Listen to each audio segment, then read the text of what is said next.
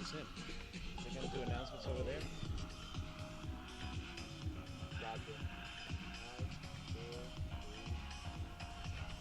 Live from Pioneer Soccer Park in Brookville, New York, it's time for the 2016 East Coast Conference Men's Soccer Championship match.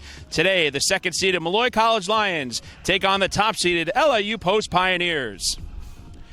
Good afternoon, everybody. I'm Mike Moore alongside Joe Zadok. Welcome to Championship Saturday. And Joe, the top seeds held serve in the semifinal matches on Thursday, and it sets up a very intriguing matchup here today between LIU Post and Molloy. Yeah, two very interesting semifinal matches, as you had Molloy facing NYIT in a 0-0 game that went to penalty kicks. Raul Bonilla had a great game, obviously shutting out NYIT. They won in penalty kicks to bring them here to Brookville. And for the Pioneers, well, it was business as usual, as they won 8-1 in their game. Just a huge matchup, a huge showing for the Pioneers, and now they hold serve here and hold home field.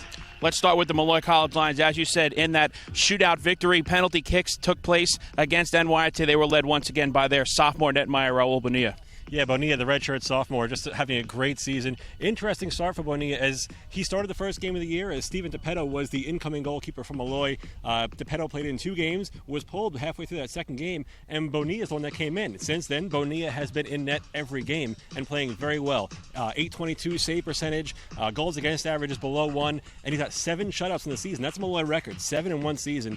Bonilla, just 5'8", kind of small for a goalkeeper, but having just a great season. LIU Post has been an offensive juggernaut all season long, and they are led by a very dynamic goal scorer in sophomore Charlie Ladula. Yeah, Ladula is just, like I said, just a goal scorer extraordinaire. 18 goals in the season, just monster numbers for him. He only has 3 games in the season that he hasn't scored. He's got 8 multi-goal games this season. Just a phenomenal season for Ladula. He had 2 goals in their semifinal win, so he kept his strong string of games going, and they look to get him involved early and often here today. Will the championship trophy stay here in Brookville for the 4th time in the last 5 seasons, or will it head back to Rockville Center for the first time since 2008? We will find out next. It's starting lineups and kickoff. It's the 2016 East Coast Conference Men's Soccer Championship match right here on ECCSports.org and YouTube.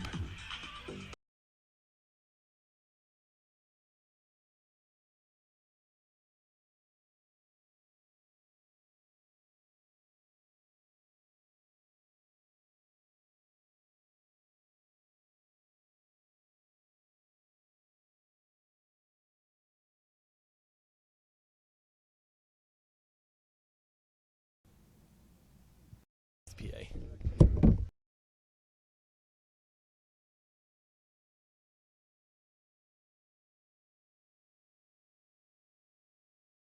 As you said, there's a lot of time to fill in soccer.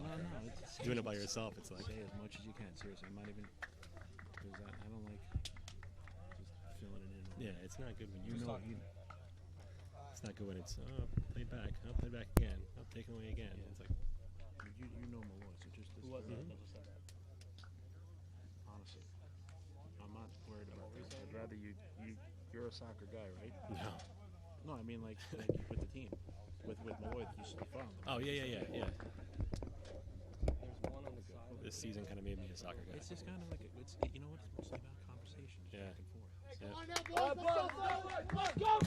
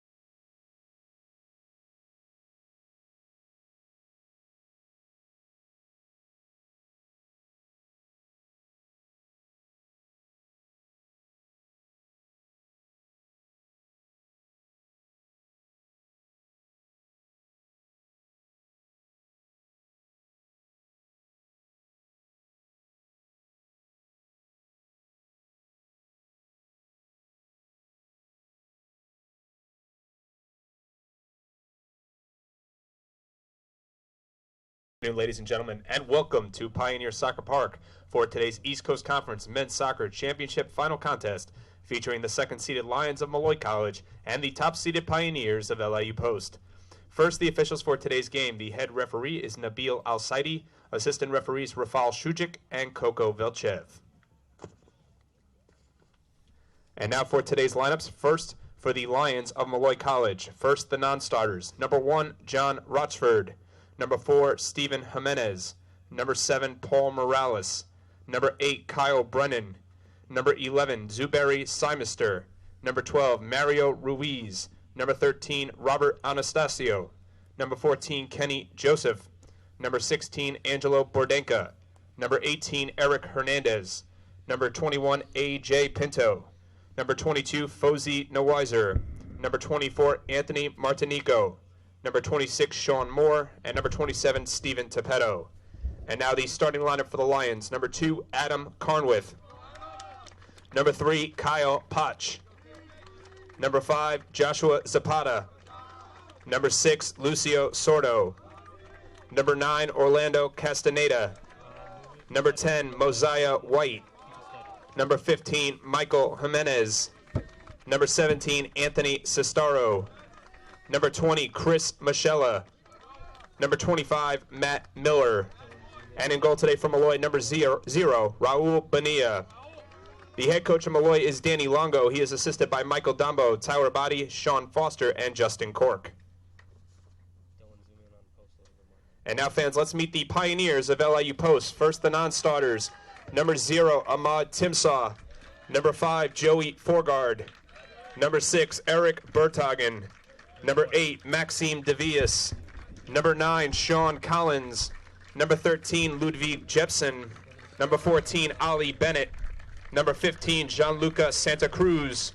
Number 18, Brian McPartland. Number 19, Ian Janssen. Number 22, Ali Hollingseder. Number 24, Kevin Lamb. Number 27, Paul Hayes. Number 28, James Hayes. Number 30, Philip Anderson. Number 31, Alex Osby. And number 32, Morton Winos. And now the starting lineup for the Pioneers. Number 2, David Arvidsson. Number 3, Seb Baxter. Number 4, Johan Moritzen. Number 7, Jason Lampkin. Number 10, Charlie Ladula. Number 11, Alex Hales. Number 12, Nico Anderson. Number 16, Harry Pierce. Number 17, Mike Sutton. Number 23, Alex Billington. And in goal today for the Pioneers, number 1, Jesper Malmstrom. The head coach of the Pioneers is Andreas Lindberg. He is assisted by Dusan Urseg, Victor Moontine, David Stapleton, Tom Bowen, John Watkin, and Eric Biorno. Ladies and gentlemen, at this time, we ask that you please rise, remove all caps and headwear, and silence all cell phones and mobile devices as we honor America with the playing of our national anthem.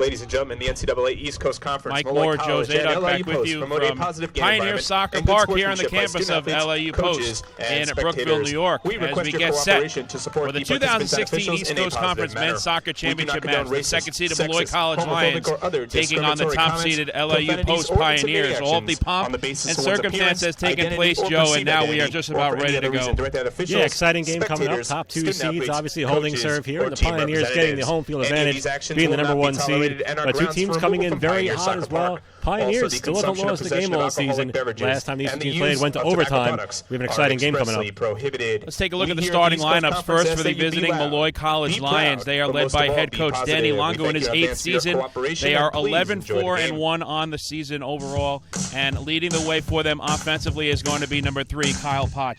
Yeah, Kyle Potch, the transfer from Hofstra, transferred over before last season, and in 2 seasons, he now has the career record in goals for Molloy with 26, 13 each season, consistent player, a guy they look to get involved quite often. And for the LIU Post Pioneers, they are on a roll, 16-0-1, led by 8th-year head coach Andreas Lindberg. They are the number 2 ranked team in the nation in all of Division II men's soccer. And as we mentioned in the open, their dynamic goal scorer, who we have to keep an eye on this afternoon, is the sophomore number 10, Charlie Ladula. Yeah, Ladula, a guy with 18 goals on the year. He's a guy that's a big guy out there, a big force, such an athletic guy as well. They get him the ball a lot, and he knows what to do with it. This is a team that is no stranger to the playoffs. They've been, like you said, East Coast Conference champions 3 of the last 4 years. They've been to the NCAA playoffs as well. They kind of know what they're doing. No pressure against them here. But then again, you think no pressure on Molloy either because they're the ones coming in, not the favorites in this game. So you see which one comes out strong to begin.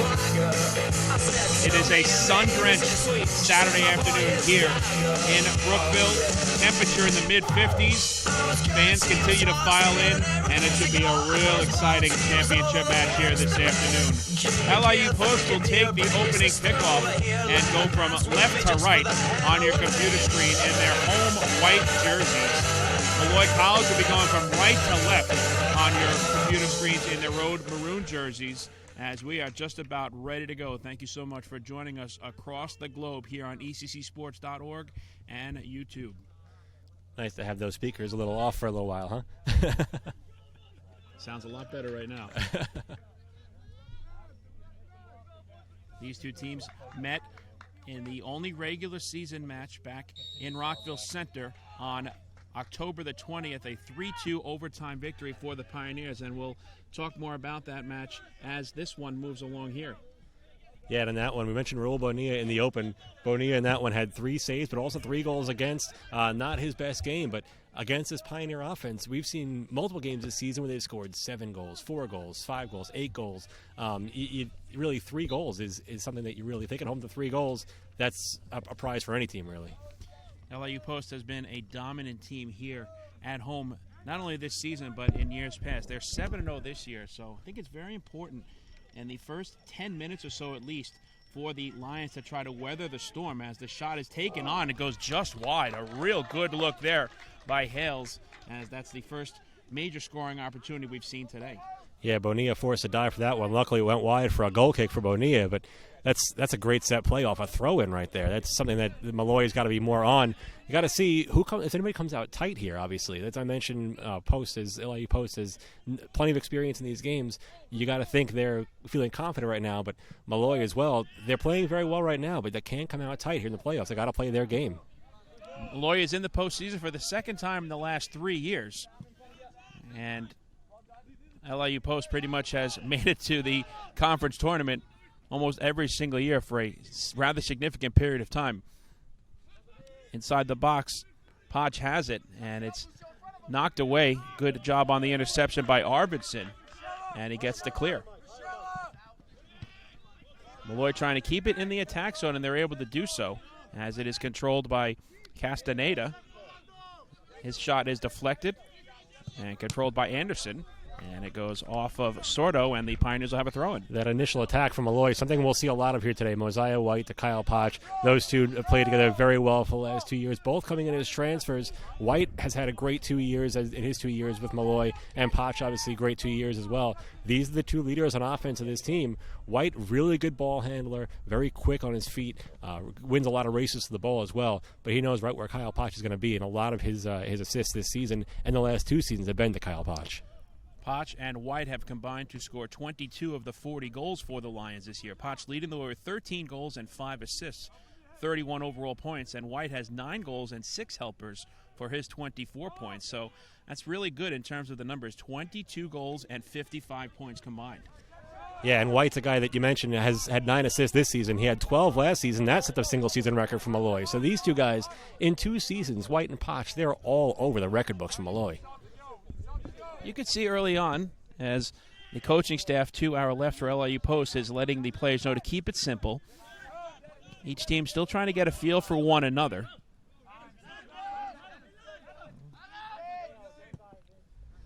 Carnwath looking downfield for Sestaro, but it's intercepted, and the Pioneers have control.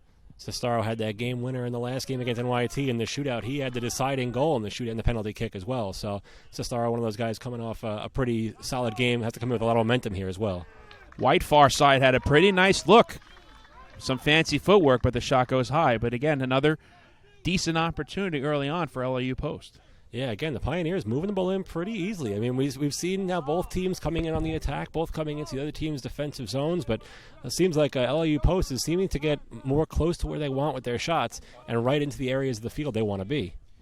Defense is going to be the key for both of these units moving forward, and we'll focus on the starting goaltenders. First from Molloy, Raul Bonilla is making his 16th appearance and 15th game start, and what a year he's had thus far. 10-4 with 7 shutouts, 60 saves, and a 0.86 goals against average. Yeah, and an .822 save percentage as well, Mike. This is a guy these are the top 2 goalkeepers, fittingly so, in the conference. He's the number 1 and number 2 in save percentage, and both these goalkeepers having great seasons. But the big thing, Bonilla, like I said in the intro, he didn't start the season as a starter. It was Steven DePetto that was coming in as a starter. Bonilla, his first season after transferring from Suffolk Community College, the redshirt sophomore, both goalkeepers sophomores for Molloy, but Bonilla having a great season, came in the 3rd game of the season, and it's been his job ever since. And why not? 7 shutouts of the year. I mean, I don't care what conference you're playing in, what division you're playing in, 7 shutouts is a huge number. And for the LIU Post Pioneers, between the pipes will be number 1, Jesper Malmstrom, as we have our first foul of the match here, going down hard. A little slow to get up is Mosiah White. And they'll have to pull White off the field if he's going to come off. I don't care how hard he is. I've seen White a lot this season, and he's a hard-working guy, and he wants to be out there every minute of every game. So looking at the numbers for Malmstrom, 16th game start, he has been pretty much unstoppable. 14-0-1 with 6 shutouts, only 7 goals against, a 0.52 goals against average, 35 saves, and an .833 save percentage. Yeah, Malmstrom, the only guy with a higher save percentage in the conference other than right before Raul Bonilla. But the young guy from Sweden having a great season. He started every game that he's played, and just 7 goals against in 15 games. That's the big number to me. And you mentioned the shutouts for Bonilla. A lot of shutouts and a lot of 1-goal games for the Pioneers as well. That 7 goals in 15 games is right over half a goal per game, which is up there with the tops in the country for Malmstrom. And offensively, we talked about Molloy's 1-2 punch of Potch and White. Well, now for LIU Post, 2 players that the defensive unit of the Lions have to keep a close eye on are number 10, Charlie Ladula, who we mentioned in the open, and number 16, Harry Pierce. The Pioneers have scored a total of 57 goals, as is a nice save that is made there by Bonilla, and of the 57 goals, 27 have been combined from Ladula and Pierce. 18 for Ladula and 6 for Harry Pierce. I should say 9 for Harry Pierce. Yeah, and this is a very similar combination to Potch and White. You see a lot of the goals coming from one player, assists from the other. Harry Pierce leads the team in assists with 12. Second on the team in goals, as you mentioned, but Ladula is the guy that everybody is watching, and I guarantee that every time he has the ball, they're going to try and rush 2 defenders at him to keep the ball as far from the net as possible with Ladula having it on his foot. But 18 goals, had just 8 last year, really taken on more of a scorer's role this year, and has 8 multi-goal games in the season already, including the one that he had last game. Just a huge game for him with 2 goals in the semifinal matchup as well. And Ladula, a guy that you'll see a lot of today. And we mentioned Potch and White have combined to pick up 55 points. Well, how about Ladula and Pierce? They have 72 total points, 18 goals for Ladula and 9 for Pierce. And you could say that a lot of the Ladula goals have come from Harry Pierce. He has a team-leading 12 assists, so 42 points for Ladula and 30 for Pierce. That is a pretty dominant 1-2 punch. And we've seen it already early on. A lot of the ball trying to go to Pierce and Ladula, but Molloy is all over. The defense there as well. One guy I'm looking at on defense, Chris Michella, he's starting this game. He's got a few starts in the season, getting the start today because Steven Jimenez is out with a torn ACL. Tore it early, I think it was earlier last week, and now he's out, obviously, for the rest of the season as far as Molloy goes. And they have Michelle in there. Michelle started before. He's been in there, and he's usually the first defensive sub off the bench as well. So Michelle is a guy that I keep an eye on here on defense, one of those back defenders. But he knows what he's doing out there, and he's a guy that definitely is trusted by this coaching staff. And there's only so much that you can do in terms of trying to contain such dynamic players like we've mentioned. But you know that Danny Longo on the Molloy side and Andreas Lindberg on the bench leading the way for LIU Post, both coaches in their 8th seasons, are trying to say, in terms of the mindset as the Pioneers take the lead here on the cross, and it's 1-0 LIU Post. I was going to say that they're trying to, Joe, have other players come out and beat them in this game, and here we are, nearly 10 minutes into this match, and LIU Post has the early lead. Pretty sure that was an own goal, if I saw correctly. Look at what went off the left foot of Chris Michelle, the guy I just mentioned. Tried to clear it out. Instead, had a wide open side of the net. As Bonilla wasn't there, thinking his team had it, Michelle put it in the back of the net. That's something that Molloy can't come out and beat themselves. The Pioneers are way too good for Molloy to come out and beat themselves like that. And that's an excellent point. And now it's going to be a challenge here. The last thing that Molloy was looking to have here is to fall behind early against a team that is so dominant at home. We'll wait for the official announcement on the goal, and I think you're right. It could be scored an own goal, and that's the last thing that Molloy was looking for early on as they now find themselves in an early 1-0 hole. And that's big for Chris Michelle, a guy that I mentioned just before. He's coming in, getting the start today, but he needs to shake that off and now keep on his defensive assignment here, and his team needs to keep trusting him as he's going to be there. That's an error that isn't usually made by anybody on this team, but it does happen. Mistakes do happen, and Michelle's got to shake that one off now. Another good look there. A nice touch pass from Anderson to Lampkin, and his shot goes high. But right now the Pioneers are really putting the pedal to the metal, have a 1-0 lead, and they continue to put pressure on. Yeah, we have to see how Coach Danny Longo from Molloy here decides to change things up and try and get some offense going his way, as they don't have any shots on goal yet. And it seems like the Pioneers are peppering Bonilla quite a bit.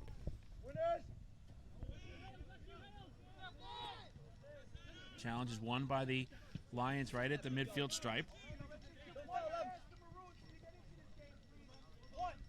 Another one we see that's a substitute that doesn't usually start for this team, Matt Miller, the freshman. He comes in having his first start of the season here. Spoke to somebody from the Molloy Lions side. He said he's really earned his playing time here. He played well in the semifinal against NYT, had a few just barely missed chances.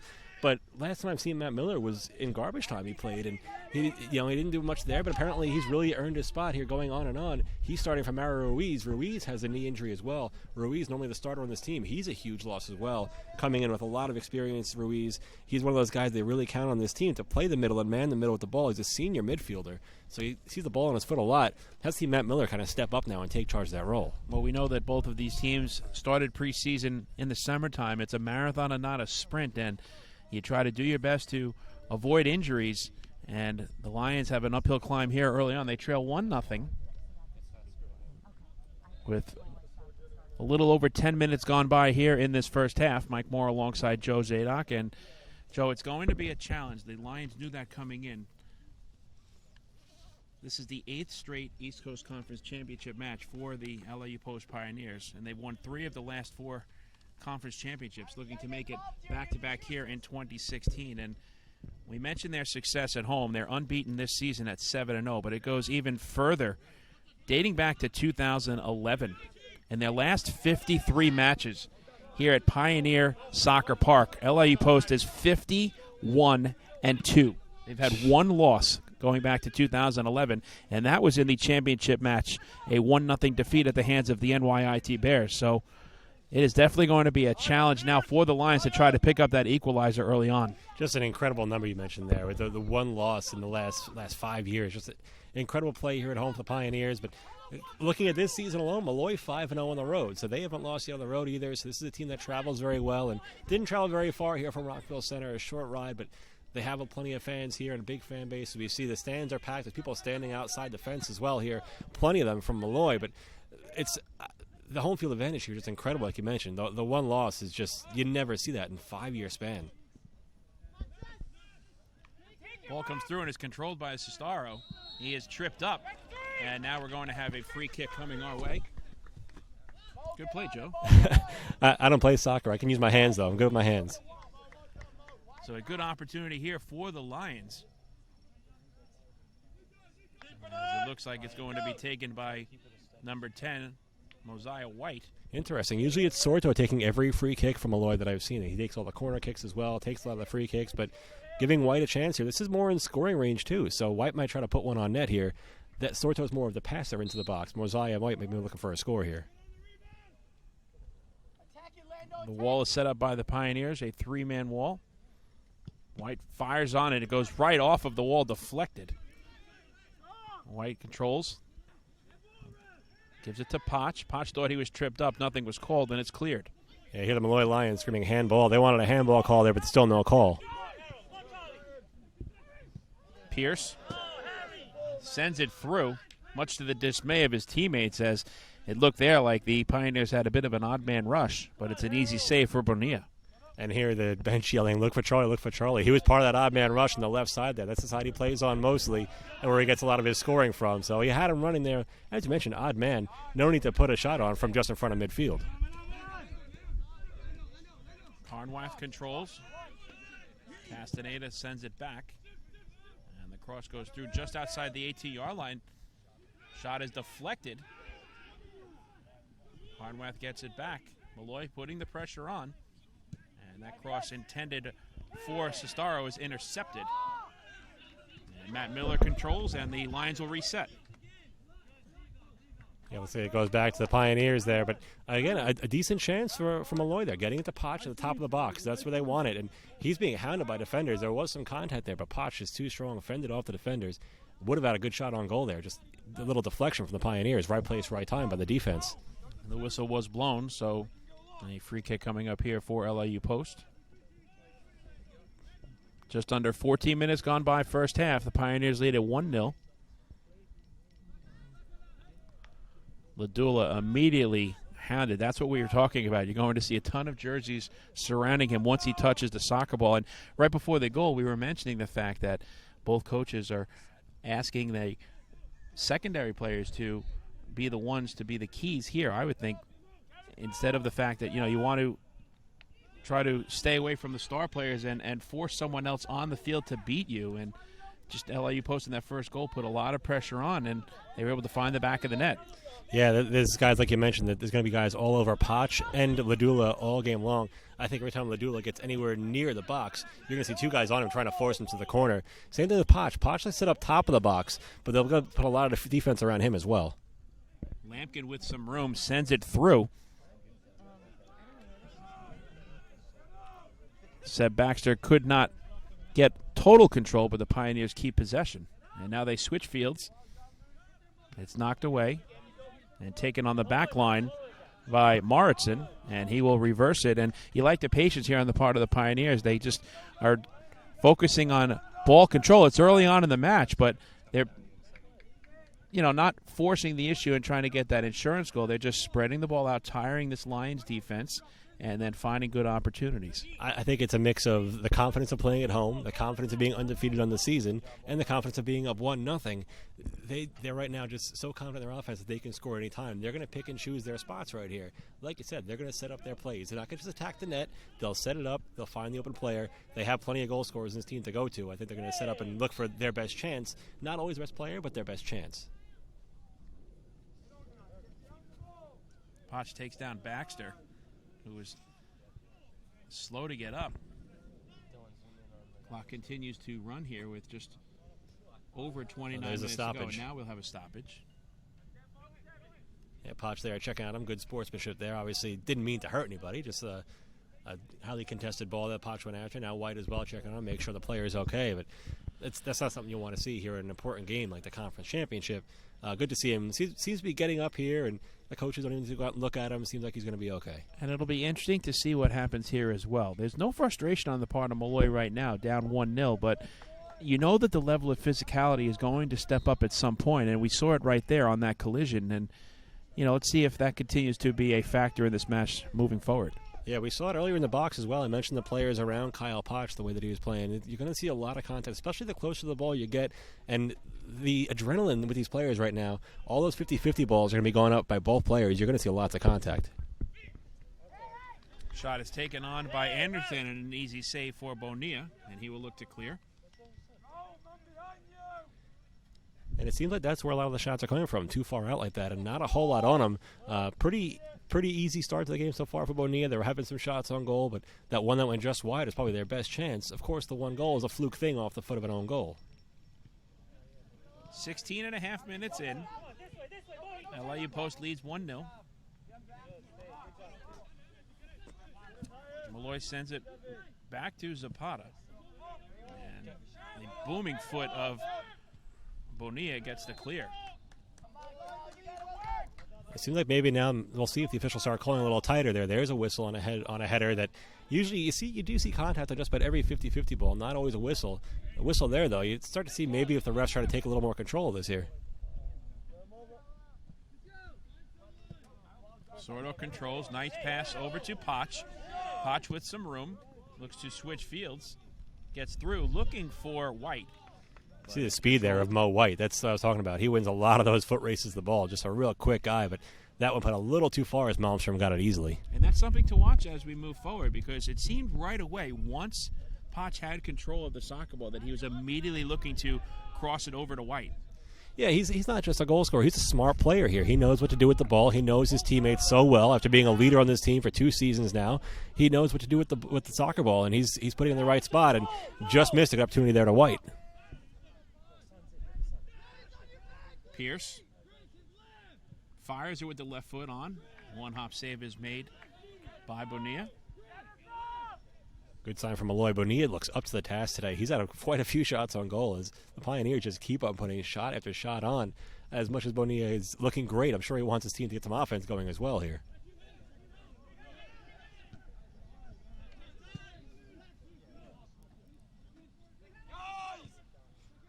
Back and forth we go. And Mo White, I see him out there telling his team to relax. On his team, when they get the ball, don't just pass it away so fast. Let's make something happen here.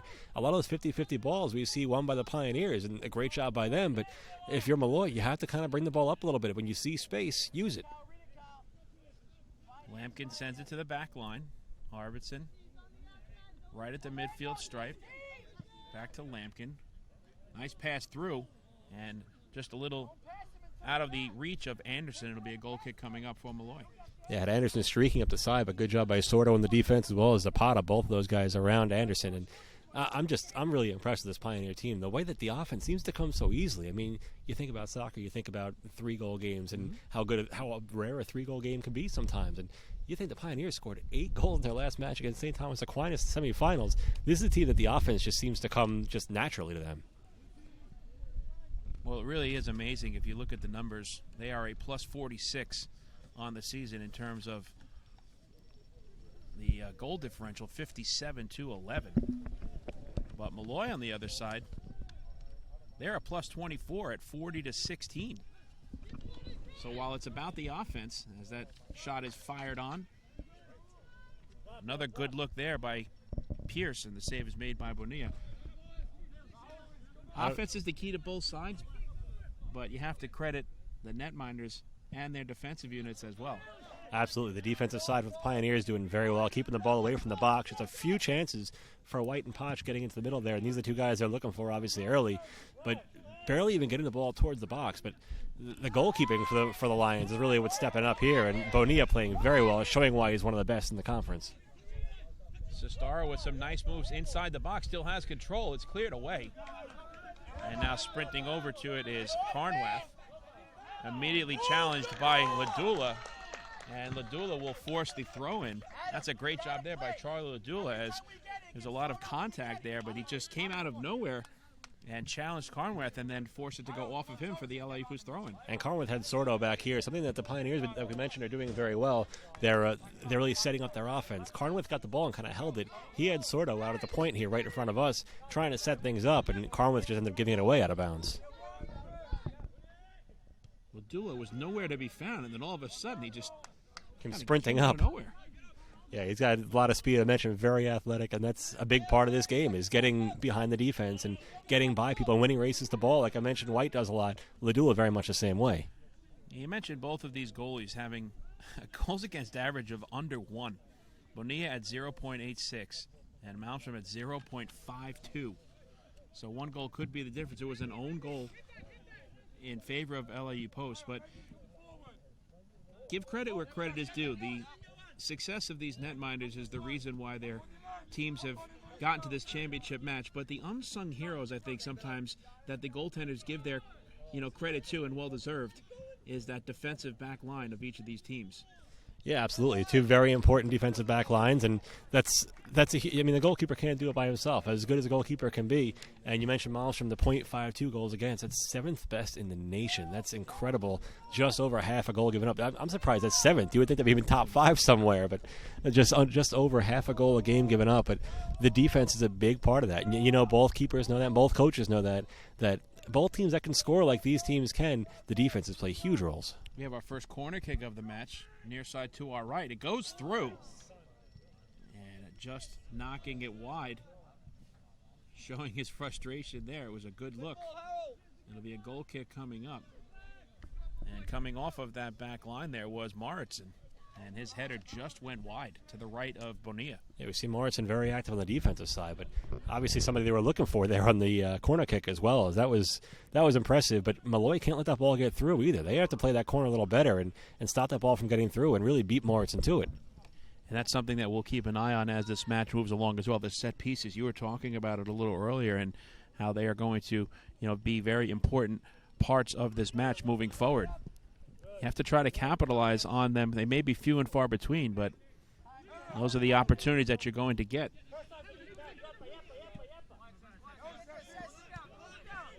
Seems like both teams are really settled down here now. I mentioned possibly Molloy coming out a little tight. Not sure if they did or not. Obviously, the own goal, that'll loosen you up real quick, at least for now, because if you're Molloy and you're the coaching staff Molloy, you're Danny Longo, you have to think, we're going to score in this game. As early as it is, you're only down 1-0. If you can hold the Pioneers to 1 goal, you'd expect to win. Of course, it's still early. Both teams can still score. I mentioned the Pioneers have a lot of chances. But if you're Molloy, you still have to stay confident that you're going to at least score in this game. No, you're absolutely right. This is such a dynamic offense. And even past the midway point here, shots are 6-2 in favor of LIU Post. But it's only a 1-0 match. And, getting back to it, the own goal was scored. So, on paper right now, these are, as we said, the two best teams in the East Coast Conference, and they've been matching each other stride for stride pretty much through this first half. And it's good to see that even after the own goal, Bonilla seems very confident in himself there and seems to be very, very comfortable in net. I mean, he had the shutout against NYT. It was a good team, then played so well in the penalty kicks as well. So you really have to think that Bonilla came in confident. That own goal can really rattle a goalkeeper, but he's really strong and staying strong in net and playing very well still. Great move by Lampkin as he switched fields and sends it into Pierce. Ladula's header goes wide.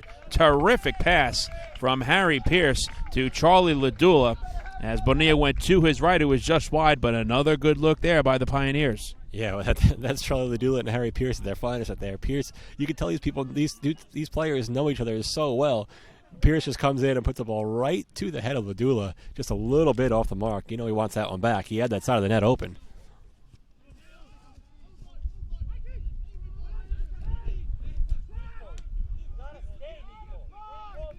As we were mentioning earlier, these two teams met in their only regular season match on October 20th at Rockville Center. A 3-2 overtime victory for LIU Post, and in the 95th minute, it was Harry Pierce from Charlie Ladula. It was a terrific tic-tac-toe play, and it was the game winner for the Pioneers. But, if you look at that match right there, it just shows that while LIU Post has dominated throughout this stretch of victories this season, 16-0-1, that was one where the Lions gave them a real good run for their money.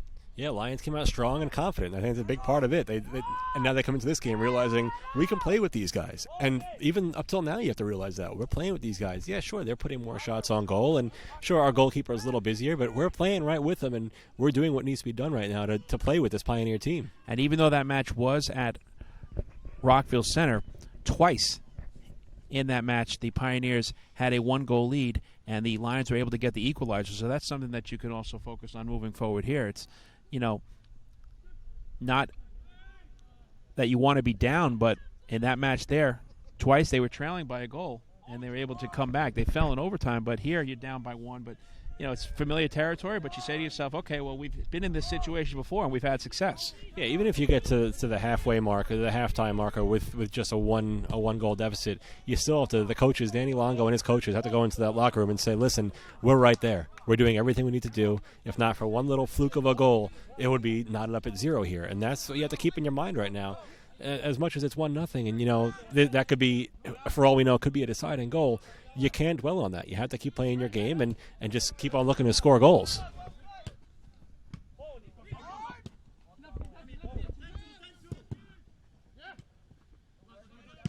Lampkin with the bicycle kick downfield, and it's a good control by LIU post, and they'll get the throw in.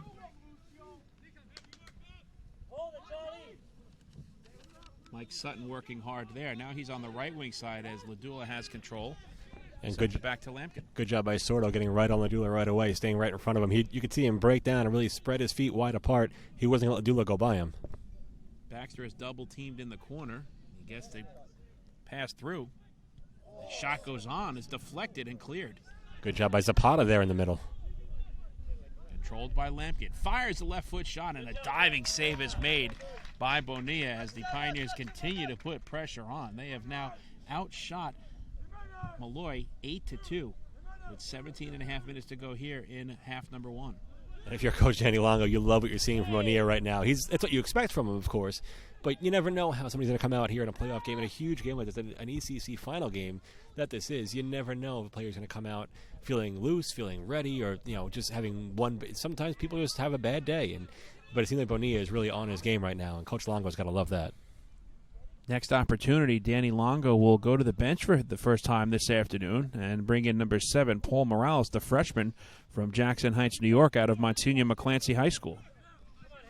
And he's one of those guys that's usually one of the first subs in anyway for Molloy. And as I mentioned, they're playing down a few players and have a few subs starting here today. So Matt Miller, one of those guys getting the start, playing pretty well. But yeah, he's been up and down the field and all around the ball. This is a tough Pioneer team to really do anything against.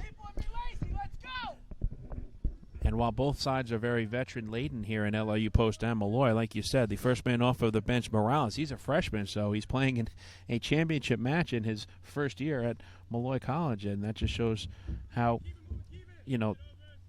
this program is really on the rise. This second postseason appearance in the last 3 years, and as we mentioned at the top of the broadcast, they're in search of their first ECC championship since 2008.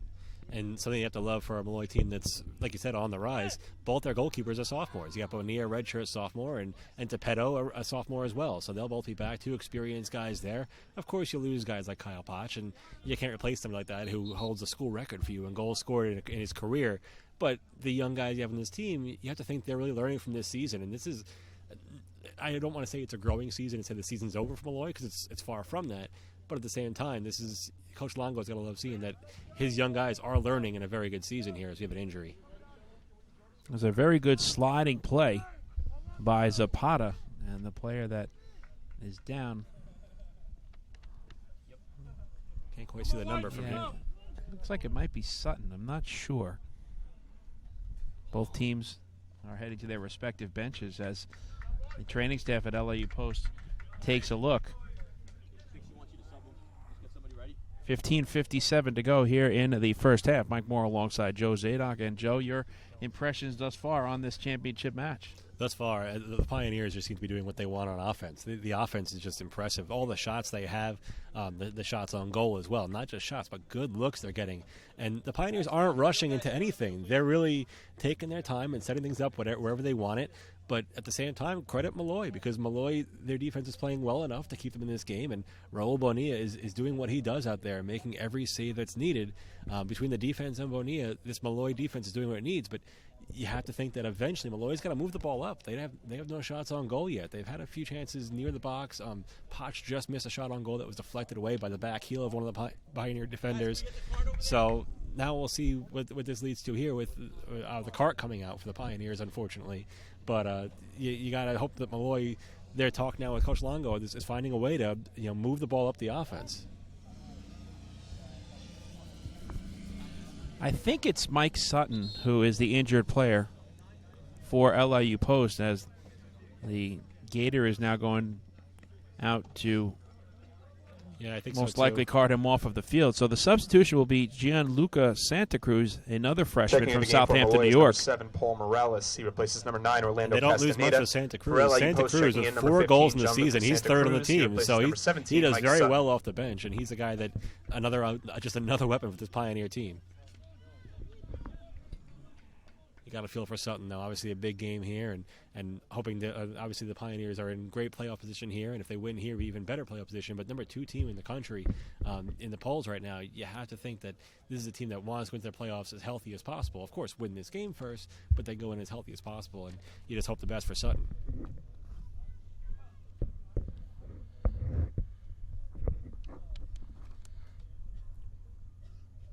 Mike Sutton, a 6'1" freshman forward from Bergen, Norway. He's playing in his 17th match of the season. He has 2 goals and an assist for 5 points, so he will be looked at by the training staff, but not a good sign when you have to be carted off, so you'd have to think his day is done. Yeah, it looks that way. You don't want to speculate anything, but that's usually the case when somebody's carted off. So a starter is down now for Andreas Lindberg, and let's see if Molloy could capitalize on this opportunity. They call upon Santa Cruz, the freshman, to replace the fellow freshman in Sutton. And you almost think it's almost like a free timeout from Molloy. That's usually a good thing, obviously. Trying to stop the momentum here. Maybe Coach Longo can talk to his team and try and get his team back into this and change things around for the remainder of this first half with just over 15 minutes left. But coming right out of the break, it seems that the Pioneers are right back in Molloy territory again. So we've reached 1/2 hour of playing time here, 2/3 of the way through half number 1. Shots are 8-2 in favor of LIU Post. They lead at 1-0.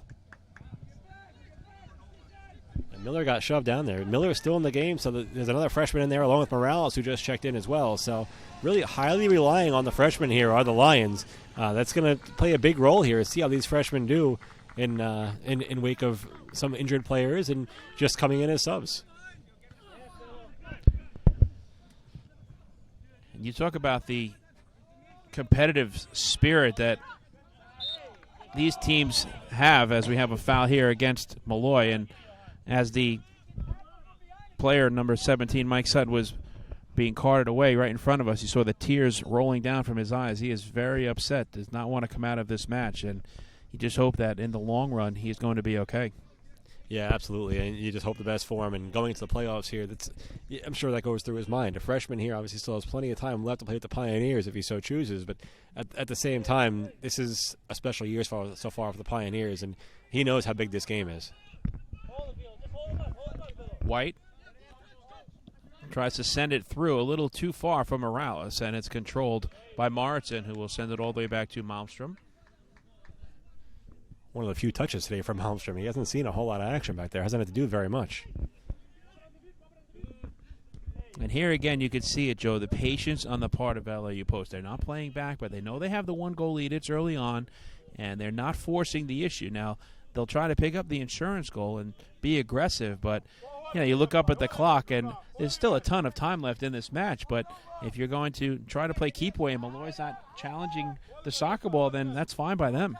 Yeah, I think Molloy's trying to stay as much in their game plan as they can, but the Pioneer game plan plays right along with that with the 1-goal lead. They're going to take their time. They did score the 1 goal the same way they're playing now. They haven't changed their game at all, setting up as much as they can, just taking their time here, and they know that's their best chance. They have so many special players that can score the drop of a hat.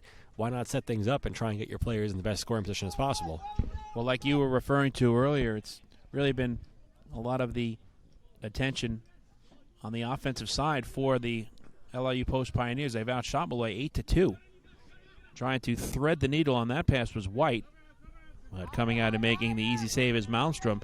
And there again, you could see they're trying to get as many touches to White as much as possible, along with Potch. And LIU Post has been well up to the task defensively thus far. As much as Potch is the goal scorer, White is the playmaker. He's the guy that gets things started. He makes very good moves with his feet. He's very good dribbler as well. And you have to really try and get the ball to him where he can find somebody open and really make something happen. That's what White does. He doesn't just score goals. He makes things happen for his teammates. Beautiful header down on the far side. Santa Cruz has it and then lost it. Terrific defensive play by Zapata. His pass goes too far and it's controlled by Malmstrom. And you can kind of see the momentum in this game just by looking at the midfielders. The midfielders for Molloy, and Matt Miller and Josh Zapata, those guys, and Morales now as well, they're playing so much in their own territory, playing so much on the defensive side. You barely see them on this side of the field. They're just playing so much defense, and really in respect of that Pioneer offense, that's where they have to be. But I'm sure they'd rather be up here in the Pioneer territory to get things going for their teammates like they're used to. Here's Ladulo with control. It's knocked away. Pierce sends it back, and again, it's all the way to the netminder. Malmstrom, far side Arvidsson. And part of the Lions waiting back on defense, you see, they don't want to let anybody behind them. That's the key here, is don't let these scores, they don't want to be in odd number rushes. They don't want to be caught off where all of a sudden the Pioneers have 6 goal scorers to just 5 defenders. So that's part of the game plan here and playing so far back. Anderson crossed it through. Nobody was home, and then Hales could not connect. White has control right in front of our broadcast table. Good pass down the left wing side to Potch. Potch knifes his way through, has an opening, but then fires it well wide. A little frustrated with himself there. He saw an opportunity and then just couldn't cash in on the opportunity. Yeah, Potch, a great move. 3 defenders, just uses speed to get right by him. Not even any moves, just straight line right through 3 defenders. He wants that one back. That's where he's most dangerous, right there, top of the box. But here's Molloy now with a pretty good chance there on that last set. And you saw who started up. It was White finding Potch, then Potch went in for looking for a goal. I mean, that's exactly Molloy soccer right there. That's what they want to look for. We're under 10 minutes now to go first half. Pioneers lead 1-0.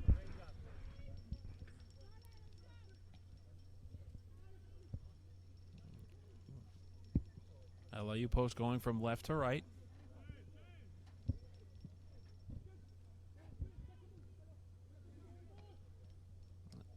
And we were mentioning the fact that you try to spread the offense out. We've seen a lot of action on the far side of the field. There's plenty of room here on this side. If you can possibly get a switch, you might have an odd man rush opportunity if you're Molloy. Yeah, it's somewhat with so much speed on both these teams. You get that much space. Immediately, the first thing you do is look to attack. So you're absolutely right. I think that the open field is somewhere you got to look to find, but at the same time, credit both defenses here for really keeping the ball where they want it.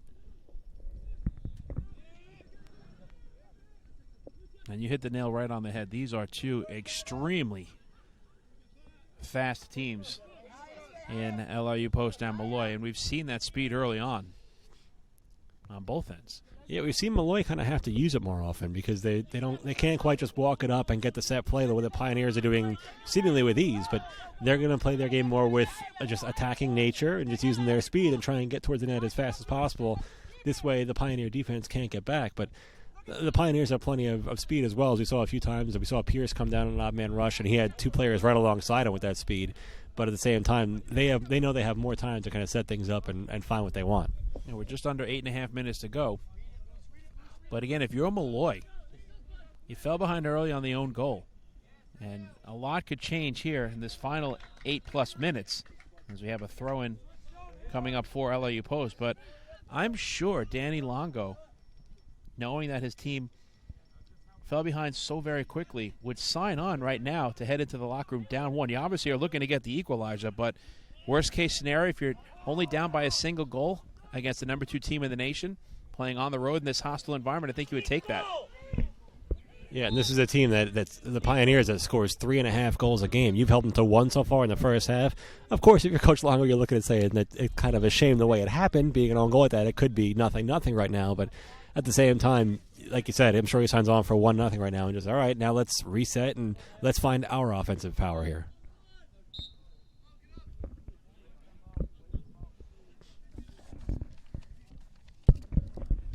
White was taken down, so the free kick will be sent through by Bonilla as we approach 7 minutes to go in the half. Challenge is won by the Lions. Coming through, and a save is made.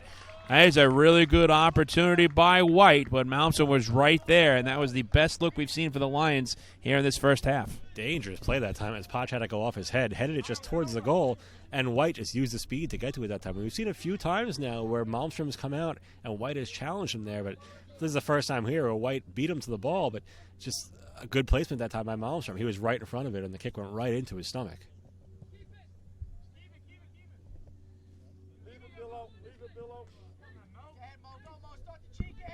White, the senior forward from Coram. Another transfer from Suffolk Community College along with his teammate, who's between the pipes in Raul Bonilla.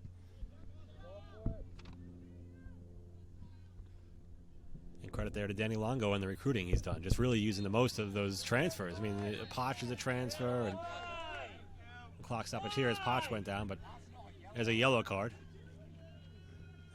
Card looks like given out to Billington that time for the takedown on Potch, and starting a little physical here on both sides, but again, to get back onto the recruiting for Coach Longo, using those transfers, you see Bonilla, White, Potch, the three main cogs in this team, all transfers. So our first booking of the match goes to number 23, Alex Billington of LIU Post. Clock stops with 6:11 to go in the half. Shots are 9-4 in favor of the Pioneers. And you were mentioning it just now. The level of physicality is starting to show here in the late stages of this first half of play, and you wonder if that will carry over into half number 2 as well. Bonilla comes way out of the goal mouth and gets to clear.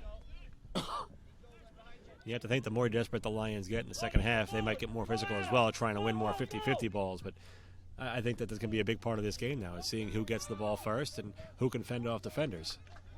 Anderson with a nice pass down the right wing to Lampkin, who has it deflected.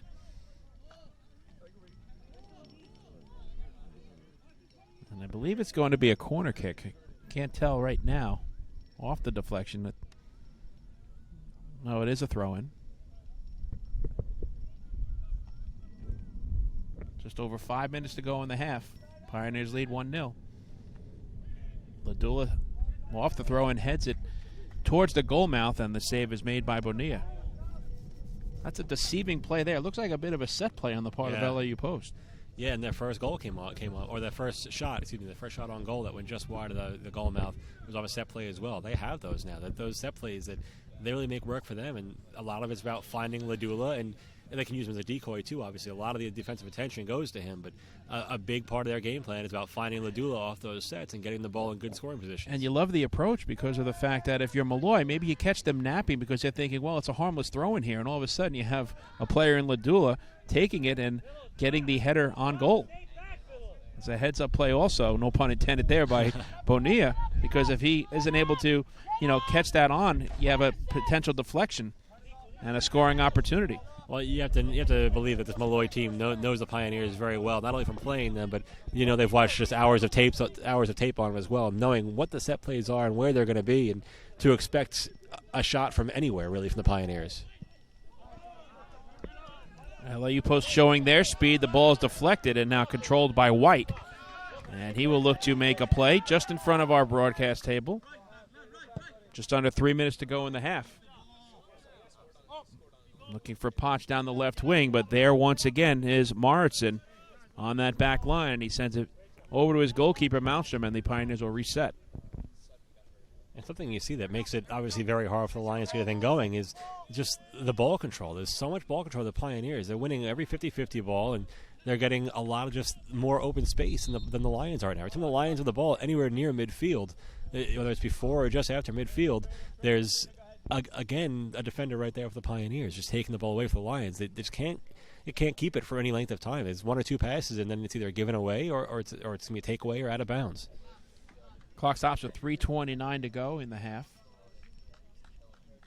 As the training staff of Molloy goes out and takes a look at the injured player.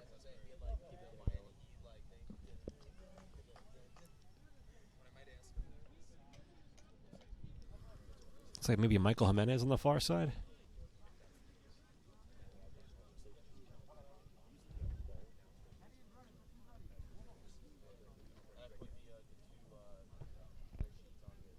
Again, the Lions already playing down two players in Mario Ruiz and in Steven Jimenez. This now Michael Jimenez down on the far side. The Lions can't afford to lose many more players now. They need as many starters in there as they can, and these are the guys that usually play together on the offensive side with the starters. So obviously you don't want to see anybody else go out here for the Lions, or for either team really, as Pioneers had the injury earlier as well. You want to see a healthy game with both these teams putting out their best lineups out there. And this is not looking good here for the Lions now, as the trainers out there taking a look.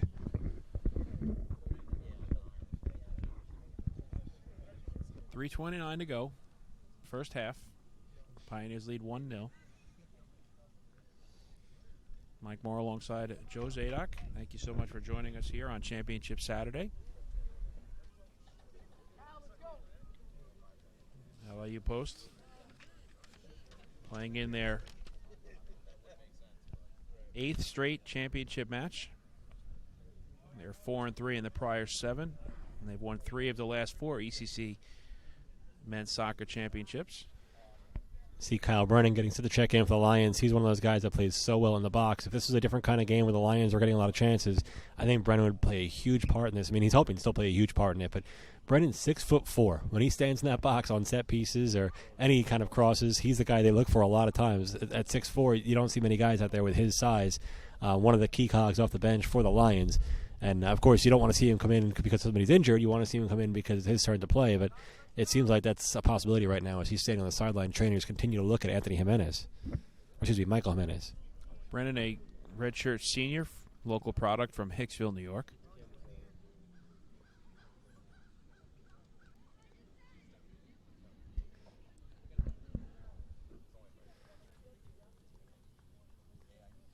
Really ashamed to see that's 2 injuries now, and 2 pretty serious injuries it looks like in the first half here. You hope Jimenez can come back, and you don't know what the case is for the first injury, obviously, with Sutton going down. But again, now what you want to see here is you're either ending your season or going on to the playoffs. An important game like this, you want to see these guys who have earned this playing time to really be out there.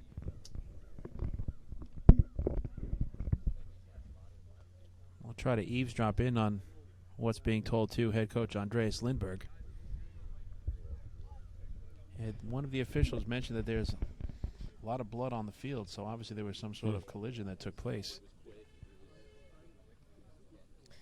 Yeah, they're not calling for the cart, which makes you think it's not a bone or a joint or anything, but obviously blood on the field is pretty important as well, and usually a pretty bad injury if somebody's bleeding. You wonder maybe if on the slide it could have been a cleat to the face or to the head area or something like that. Yeah, any part of the body with these cleats, obviously playing on the grass field here, the cleats are a little sharp, and a player coming in hard like that, you never know what could happen. It's part of the game.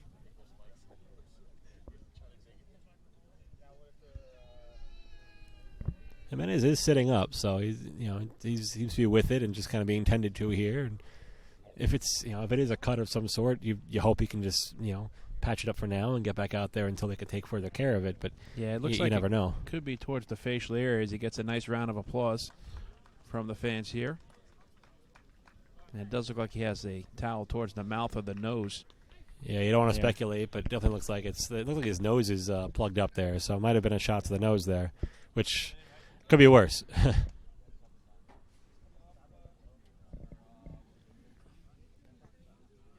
Joe, I believe you did say that it was Jimenez, so good call there, Michael Jimenez. Yeah, he's got both nostrils plugged up, and he's holding a towel to his lips, so it seems like a caught maybe a knee or a foot to the face there. Checking into the game from Molloy, number 8, Kyle Brennan. He replaces number 15, Michael Jimenez. And at the speed these guys are playing at, that can never feel good. So one play resumes. We have 3:29 to go in the half. We have the Pioneers leading 1-0. Ladula on the far side has it knocked away. It stays inbounds. Good job by Molloy. And then off of the deflection, the Lions will get the throw-in. Lions looking to get some kind of momentum here late in the first half, obviously. The momentum has been pretty much with the Pioneers the whole way through, obviously, since that first goal went through off the own goal from Carnwith. But from Michella. But you're really looking for some kind of momentum here to end the half with if you're the Lions. White challenges, but it's cleared by Moritzen. Out of bounds, throw-in coming up far side for Molloy. And even that's a good play from the Lions, just getting the clear from the Pioneers instead of holding on to it and bringing it up the field. But a smart play there from Moritzen. He clears it all the way down into Molloy territory. Ladula with some room down the left wing. Has control. Inside the 18-yard line box. Fires a shot. Deflected out of bounds. Or does it stay inbounds? It does. Looked like it was heading out. It's a good job of hustle by Morales to keep that ball in play. And again, Molloy will get a throw-in.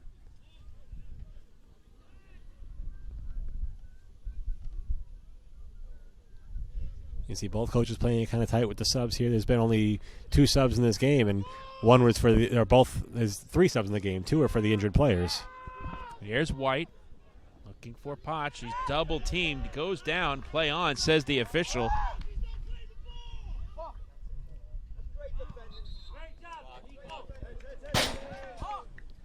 That combination of Arvidsson and Anderson were able to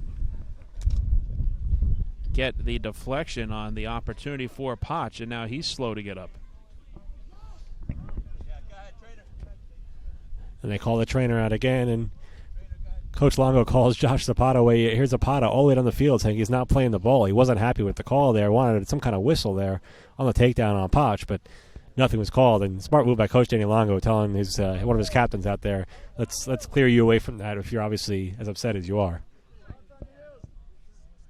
Well, there was a lot of contact, but nothing was called, and that was much to the dismay of the Molloy bench, 2 outright. Looked like he went down holding his leg, the upper leg area. Not sure what happened there, but there was contact, and looks like now they're looking at his right leg. Just under 2 minutes to go, first half. We mentioned it right about the midway point, how the level of physicality was going to step up, and we've definitely seen it here in the late stages. Yeah, half number 1. Absolutely, and I think both players getting a little, or both teams now getting a little. I wouldn't say shaken up by the injuries, but just they're in their mind now that this is going on, and I think they realize how hard both of them are playing, and good to see Potch now getting up.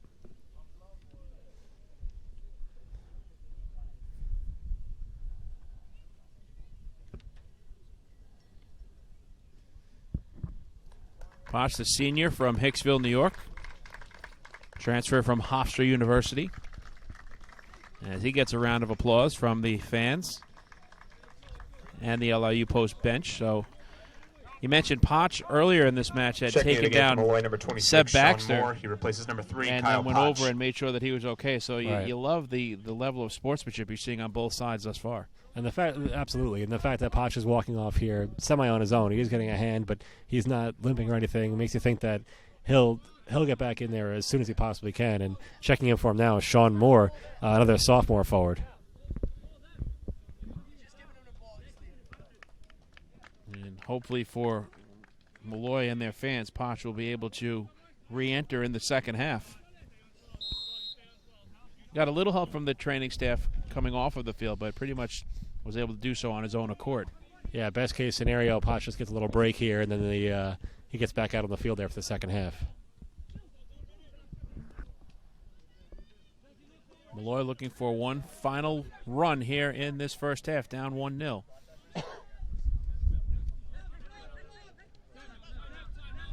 As we approach 90 seconds to go. Lampkin has control, makes a nice move, and then sends it onside down the right wing. The cross comes through, and it's in play as it is knocked away. Terrific look there by Santa Cruz towards the middle, but Molloy was able to knock that one away. Yeah, Michelle at that time, a great challenge to head that one away. We saw the own goal come off his foot as well, and you hate to keep harping on that, but that's the one goal in the game right now. But that was a great play on the defensive side, as now Michelle is slow to get up.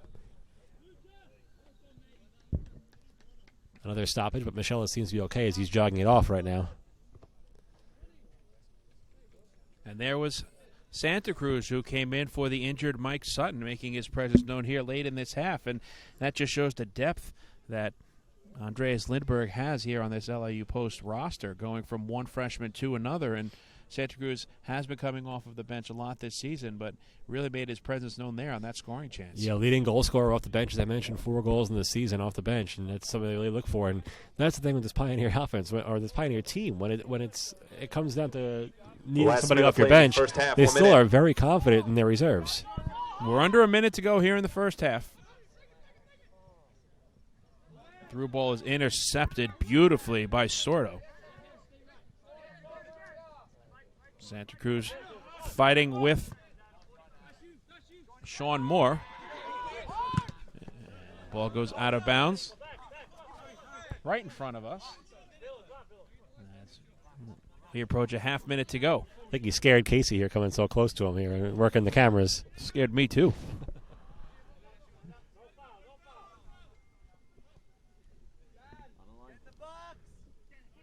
White looks to make a final run here, but the ball is cleared away beautifully by Billington. 10 seconds to go.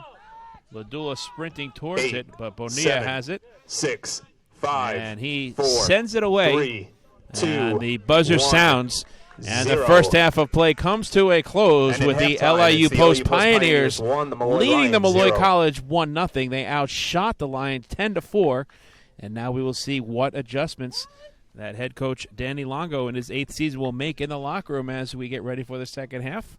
Joe, your thoughts on half number 1? You mentioned the adjustments needed from Coach Longo. I don't think there's many adjustments needed from the other side. As Coach Lindberg, he's got to love what he saw from his offense. So many shots on goal, and you have to think eventually they're going to get one to go. But Bonilla's really been up to the task. He's been playing great net. The offense for the Pioneers is super impressive. Seemingly just picking and choosing where they want to take their shots from, and their set plays are obviously they can score from anywhere. And for Molloy, they're doing a good job staying in this game. They need to get Kyle Posh back out there. He did come off late in the first half, so that he was not really limping, but he did go down with an injury. So now we'll see if he goes back out for the second half. That's going to be key there. But in the second half, we also might see some subs out there trying to get some fresh legs in. And as the clock ticks down, Molloy wants to keep this deficit at 1 right now for as long as they possibly can. And if not, come back and obviously score a goal here on the Pioneers. So we'll take a quick break, and when we return, we'll bring you the first half statistics. 45 minutes in the books from Pioneer Soccer Park here in Brookville, New York. The score at the end of the first half of play is the top-seeded LIU Post Pioneers 1 and the second-seeded Molloy College Lions 0. Back here in just a moment on the ECC Sports Network and YouTube. Champions know how to seize opportunities. When they see moments of greatness unfold right before their eyes, they push as hard as they possibly can, and then they push harder. Because the heart of a champion never settles, never quits, and never stops giving its all. We are champions. We are Division II. We go big, we give it everything we've got, and we win. On the field, on our campuses, in our communities, for our causes, in our careers. We rise to become champions in everything we do. We are Division II, and there are no limits here. We make our time count. We set our own path. We become champions on our terms. It's time to up your game, because we're here to play and learn. But most importantly, we're here to discover ourselves, our vision, our heart, our drive, to achieve every goal we aim for, because we want to be champions at the highest level, life. At Division II, the opportunities are here. Are you ready?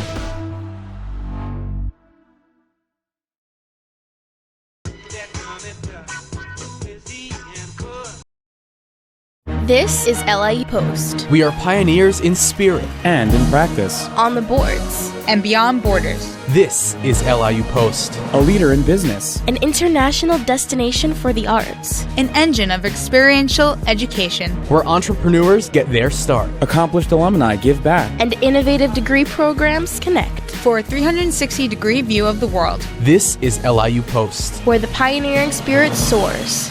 LIU Post.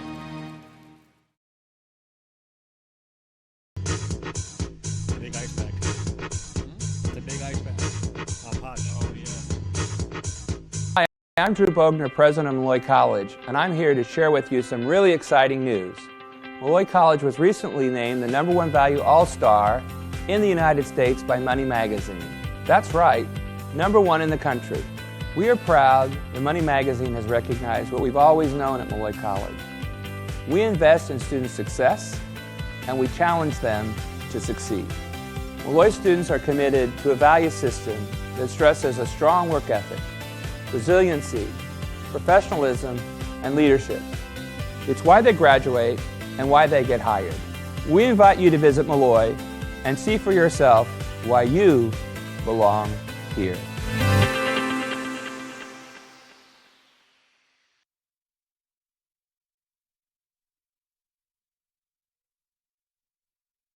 From Connecticut and the metropolitan New York area to Western New York. From Washington, D.C. to Long Island.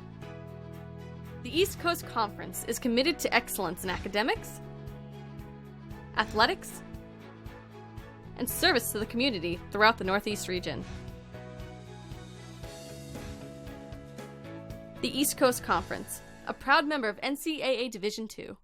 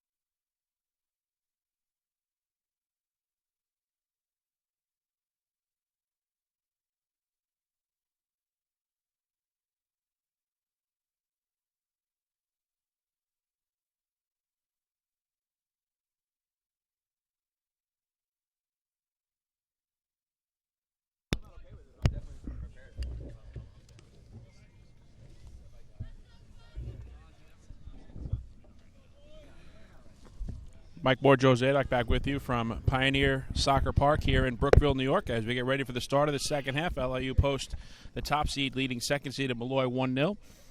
And we have a couple of injury updates that Joe will let the fans know about right now. Yeah, it seemed like for the Pioneers, we saw Sutton that obviously left the game first. He was the first one out for the Pioneers. He had an ankle injury, it seemed like, and it looks like he's done for the rest of the day. He was carted off.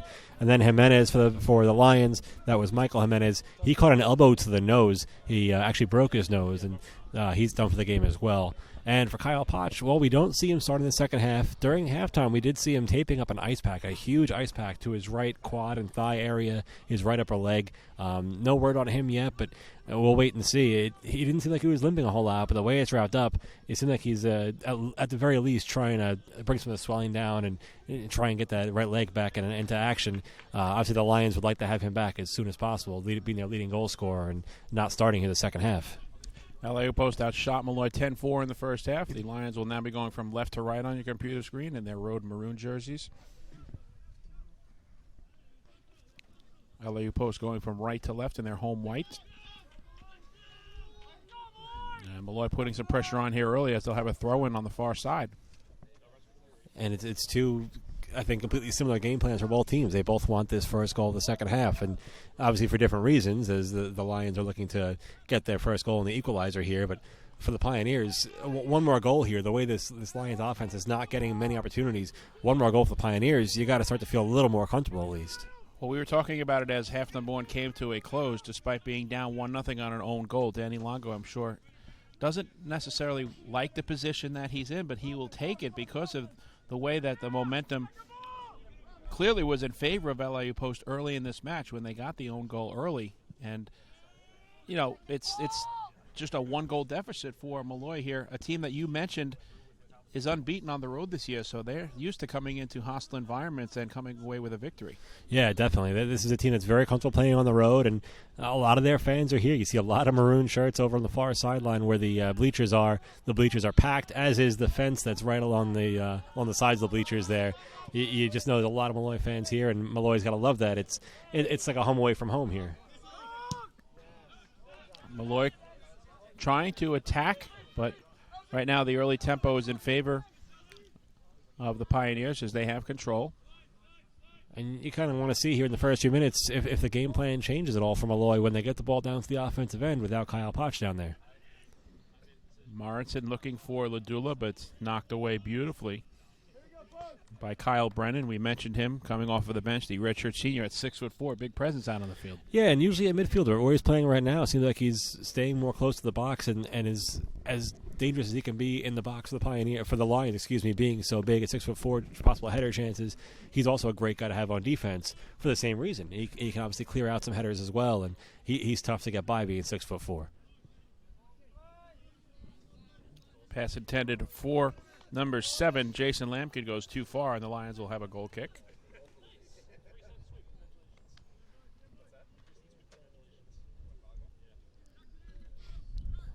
Well, the thing you have to like right now, Joe, on the Molloy side is, despite trailing by 1, there's no sense of urgency right now. They seem like they're sticking with their game plan that they had coming into this championship match. Yeah, and you absolutely have to. With 45 minutes still left to play, I mean, of course, you know the coaches are telling the Lions you need to get something going. We need to get some kind of offense here. Even a shot on goal would be great.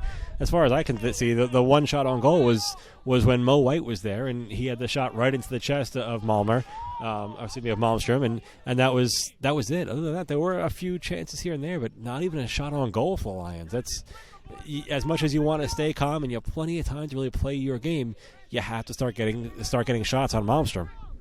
Well, they have 4 shots in total, and like you said, a couple of them were pretty decent looks, but nothing, that was really threatening on the part of the netminder Malmstrom. That shot is sent through.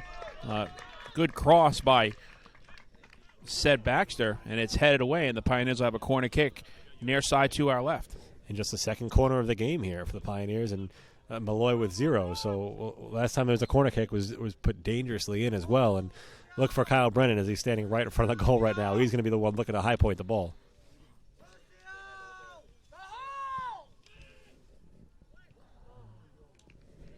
Attempt on the corner for Morrison is knocked away. And both corners now, they've gone from Morrison. And that seems to be one of the plays I like to go to there off the corner, is going towards Morrison. The first time he had a diving attempt that just missed, and this time went just over his head. Well, we've seen it throughout this match. He's an even 6 feet tall, but he has a very impressive vertical leap, and that's what you're trying to get off of those corner kicks, a header into the back of the net. And 6 feet tall is pretty tall compared to a lot of these Molloy players. These Molloy players, a lot of them under 6 feet, a lot of 5'9", 5'10", and as good as soccer players they are, it's in the box. It's obviously not at their advantage. Good ball movement here by the Lions' far side. Morales, one-on-one against Anderson. Calmly sends it back to Sordo, looking to cross it through, but it's headed away.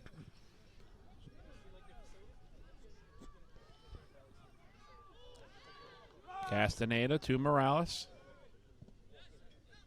Towards the middle, looking for White, but it's cleared. And it was last touched by the Lions, much to the dismay of their fans on the far side. It'll be a throw-in for LIU Post. And you got to credit the Pioneer defense here as well. It's probably pretty easy to fall asleep on the defensive side when you see most of the damage being done on the offense, most of the ball time being spent on the offensive side of the Pioneers. You got to credit their defense well for staying awake and sticking to their assignments, and you got to keep trusting your teammates out there. And right now, the defenders are really doing their job as well. Pass too far for Anderson as he overruns the soccer ball, and now the Lions look to counter-attack. But that stingy back line of Molloy, I should say of LIU Post, able to come through. A dangerous control there out of the box by Malmstrom. He's able to get the clear. White was right on top of him. Yeah, Malmstrom was dropping back towards the goal there until he saw White charging, and he was forced to come out and play it. He didn't plan on playing that one, but White, again, just missed an opportunity with the speed. Baxter gets it back.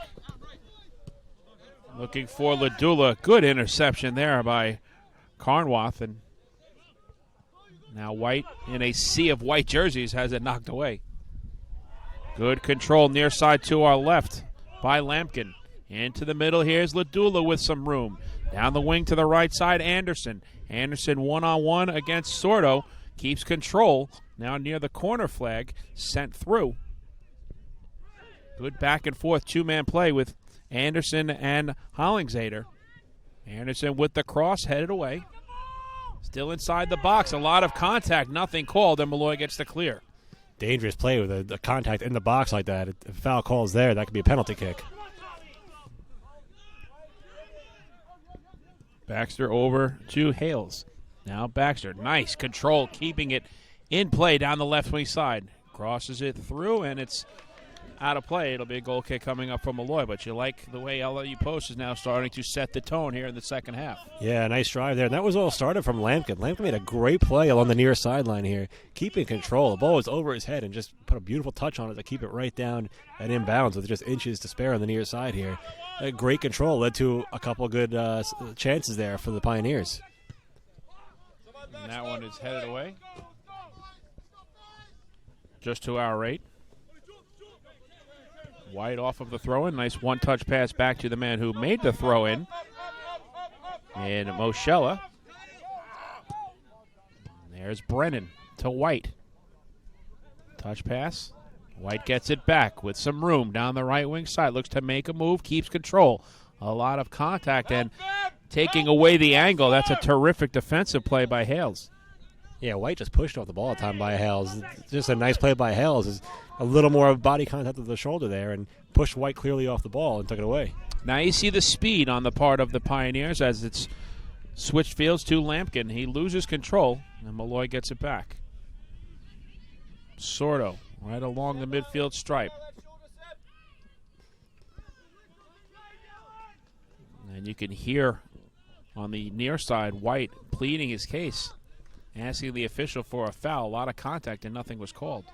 And you can hear a lot more of the, well, I'm not sure if you can over there, but you can hear him here. The Molloy fans really making their presence felt over there. They're really trying to get behind their team and will them back into this game here, really making their presence felt. Baxter to Arvidsson, who finds Malmstrom and calmly controls. 9.5 minutes gone by. Half number 2. Pioneers clinging to a 1-0 lead on an own goal in the first half. And now much of the dismay right in front of us of Andreas Lindberg, a foul goes against LIU post. And neither team very happy with the officials here. I mean, you see that in a lot of sports and a lot of games, but both teams now giving some words to the officials. They're unhappy.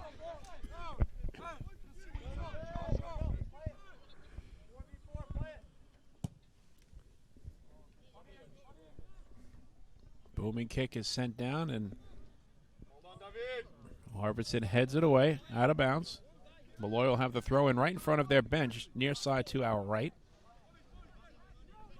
And it's funny, you saw in the first half, you see the game plan here in the first half was to get it to Mosiah White and have him be a playmaker. It seems like even more so here in the second half, as Potch now is out, they're trying to force the ball to White as much as possible. And I think the Pioneers know that. Here's Ladula with a nice move, sends it through. Chance for the Pioneers. The cross is deflected as the pass went from Lampkin over to Pierce. A lot of contact and nothing called, but there's a good run there by LIU post. Contact on both sides. Ladula got taken down, but before that, Ladula made a great drive to the net. He's at 6'1", 180. Just threw aside Matt Miller, the freshman, 5'10", 145. Big size difference there. And Ladula just kind of threw him to the ground there. Of course, they're in run there. Some leg contact as well as knocked him down, but it seemed like Ladula just made easy work of him there.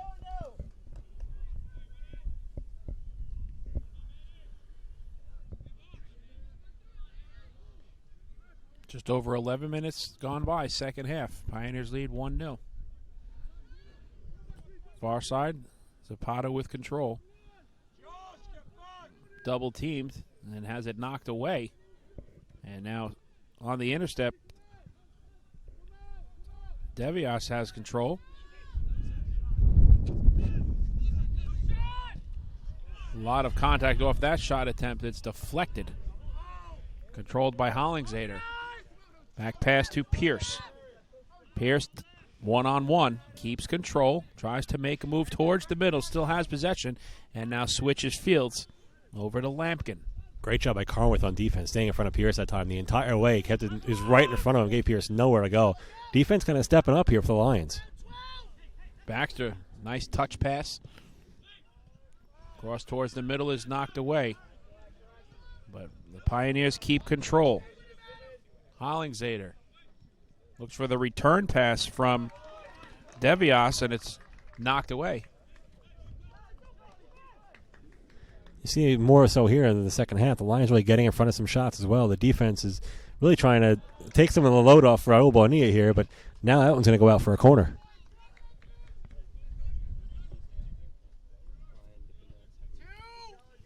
Corner kick coming up here for LIU post. Pierce will take it, and we'll see with that right foot instead of the cross if he tries to hook one in and maybe surprise Bonilla. Well, so far twice they've gone from Moritzen on the corners.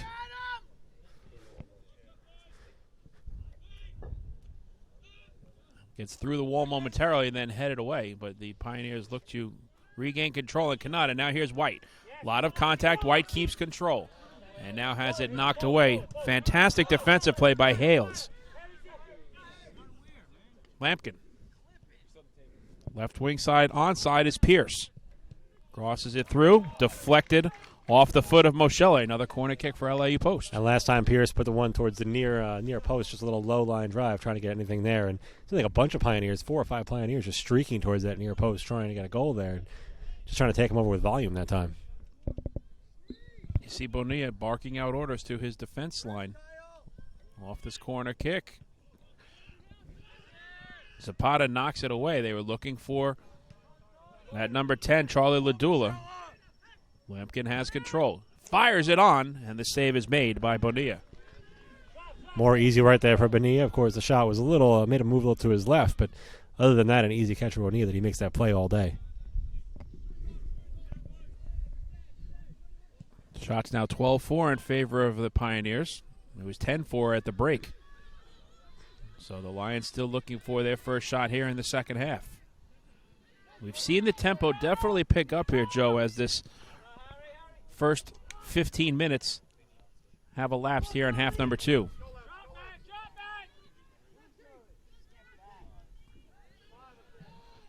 Well, you see, I think rested teams as well from the halftime break, and between being rested and now being loose and knowing what to expect from each team, both teams now coming out pushing a little harder and trying to get what they can as White's pushed down for a whistle.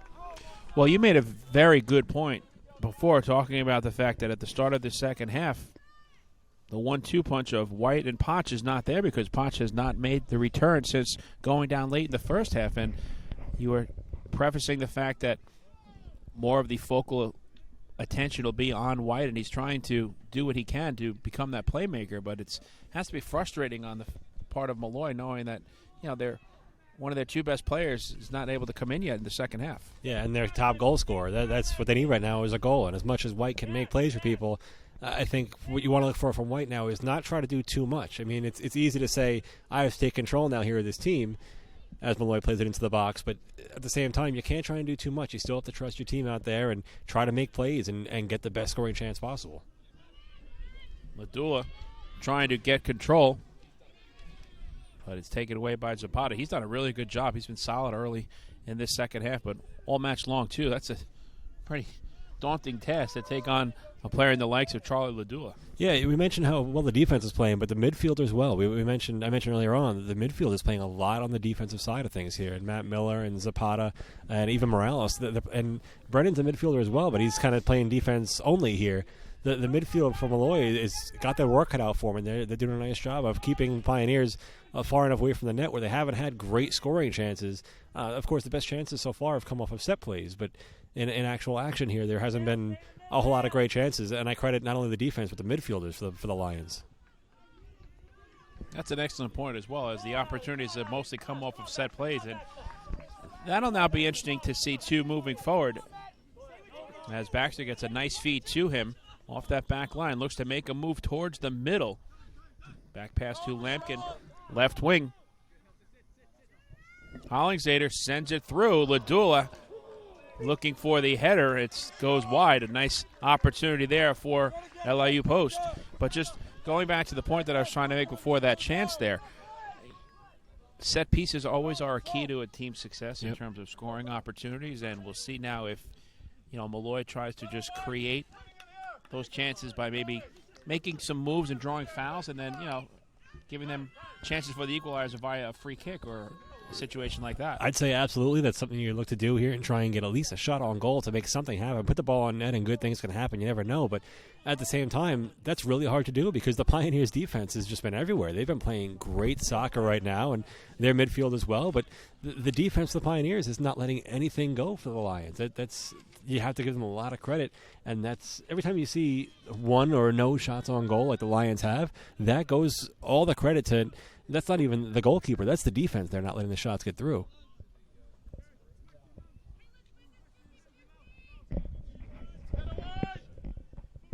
Well, the Pioneers averaged 19.8 shots per game. They had 10 at the half, nearing their seasonal pace. But the thing about Molloy is that, like you were mentioning, they have to get opportunities. There's 4 shots on the board, and I would have to say that none of them were even shots on goal thus far. No, closest thing to a shot on goal was when White won that 50-50 ball and just barely got a foot on it, but Malmstrom was right there to stop it. Other than that, there's been not a whole lot of anything. I mean, there was one time I can remember that Potch was top of the box and turned and fired, but the ball was deflected off one of the Pioneers' back heels. So that was the closest thing you get to a scoring opportunity. That's the guy you want to have it. Of course, now he's out of the game with an injury. We'll see if he comes back in later in this game, but you can't really focus on that. You have to try and get some shots here. Off the set piece here, Molloy sends it through, but it goes too far. Baxter challenged by Brennan. Well, that's another point, too, that we have to talk about here. Molloy comes in 4th in the East Coast Conference, averaging 16.4 shots per game. And in now 64 minutes of play, they only have 4. Yeah, and that's, again, credit a lot to the Pioneer defense. And the Lions are playing hard here, and they really I see a lot of things here in this game that they've been doing all season, and they've been working all season, but the Pioneers right now are not only playing great soccer, but they know what's at stake right now, and they're experienced in playoff games and in championship games, and this is right up their alley here.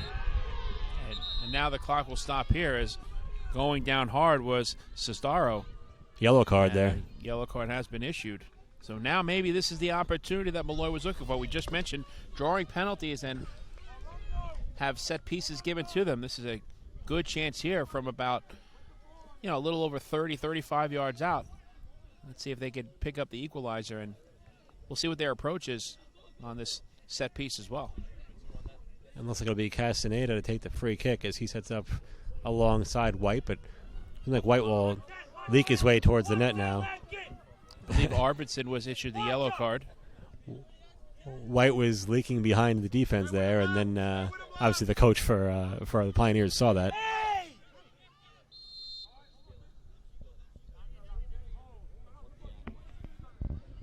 Castaneda will take the free kick. It gets through. White looking for possession. He thought he was fouled. Nothing was called. And off the clear, now Ladula tries to go 1-on-2. But it's taken by Zapata. And now we've seen a little bit of back and forth, not necessarily the best ball control on either side. On that free kick, you could hear Coach Lindbergh saying to his team, watch 10, watch 10. He's the one getting the ball, and he knows that's good coach right there. He knows right there who the playmaker is in this team and who the Molloy Lions are looking for. So a bit of a triangle set play there on the part of LIU Post as they're spreading the offense out. Hales lost it momentarily. Good play by Brennan. And now here's White. Josiah White.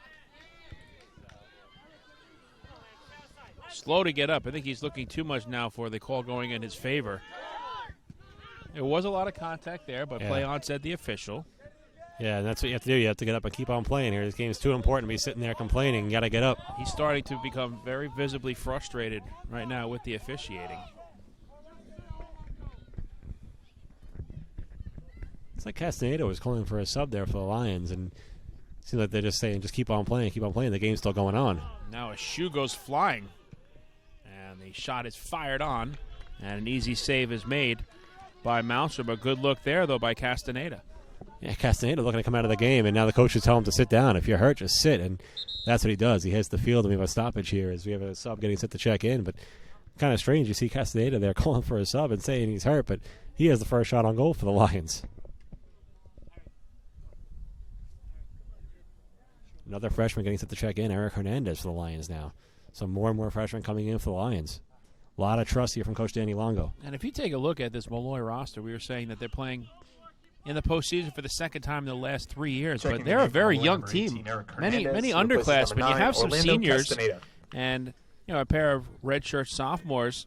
But if you look top to bottom, an 11-win team this year making it to the championship match, and they're probably going to be a force to be reckoned with in years to come because it's a very young roster that you see right now. Yeah, I count just 8 seniors on this team, and that's not a lot at all. I mean, Brennan's a key player on this team. He's a senior, and obviously Potch is, and you look at guys like Potch and White, and these are the two obviously key players in this team right now, and they're all seniors. But you have to like the experience the team's getting with a lot of freshmen, sophomores, and a couple of juniors on in there as well. And finishing up on that point too, Joe, the other good part about that is, when you're a freshman getting playing time during the season, the transition from the high school to the college level is a challenging one to say the least. But when you're a team in Molloy, you're thinking that, okay, it's a team that's on the rise and it may take a few years for these players to mature. Here you have this freshman squad that is already just 1 year in the books and they're playing in the championship match. As that shot is fired on and goes just wide by Harry Pierce. But, all the experience in the world is terrific. But when you're in your first year in a program and you make it to the championship match, that's going to build you in terms of your confidence as a player moving forward in your career. Yeah, as Pierce just missed wide there. Had that side of the net open as well, Bonilla not seeing it. But you're absolutely right. I think now the big thing is these players need to develop the way that Coach Longo thought they would when he recruited them. That's the big thing. You have to now keep developing these players. You can't just say, okay, you were good as freshmen, you're still just as good. You need to keep getting better in order to stay where you are now as a program. First sub here for the Pioneers. That's not for an injury. Checking in the game for LIU substitution post, here 9, for the Sean Pioneers. He replaces number 9, Sean Collins, makes his first appearance of the match as he replaces Ollie Hollingzader. And it looks like with that, they're changing the side Ladula's on. Ladula kind of moved more to the middle, and it seemed like Collins went over to that far side where Ladula's been playing. I wonder if that's a change of game plan here for the coach. We're under the midway point of this second half. Mike Moore alongside Joe Zadek. Thank you so much for joining us here on Championship Saturday. Yeah, handball called in the Pioneers that time. And now with just under 22 minutes to go, the Lions still looking at something on offense. Their one shot came from between midfield and the box there, pretty far out for Castaneda. He put a lot on it, but it was right at Malmstrom. And the Lions need to build off that and try and get something going here. Well, here's the challenge now for Danny Longo. Time is starting to become a factor. It's an ally of the Pioneers and the enemy of the Lions. You still have a little less than a half of soccer to play, but when do you start thinking about forcing the issue and having those backline players move up to create, some offensive opportunities in the attack zone? It has to be coming soon. Yeah, I agree. I think in the next 10 minutes or so, if not less, you'll see that happen. And Brennan's a guy that I look to step up, and maybe even Zapata, which these are guys that are midfielders that both have played a lot on the offensive end, and especially Brennan, and now they're back so far. Maybe you start to see Brennan start to creep up a little bit. Shot goes right on, and the save is made by Bonilla, and he quickly outlets to Morales. Morales with a nice move on Ladula, keeps control. Now towards the middle. Miller taken down, nothing called. Regains possession and then loses it.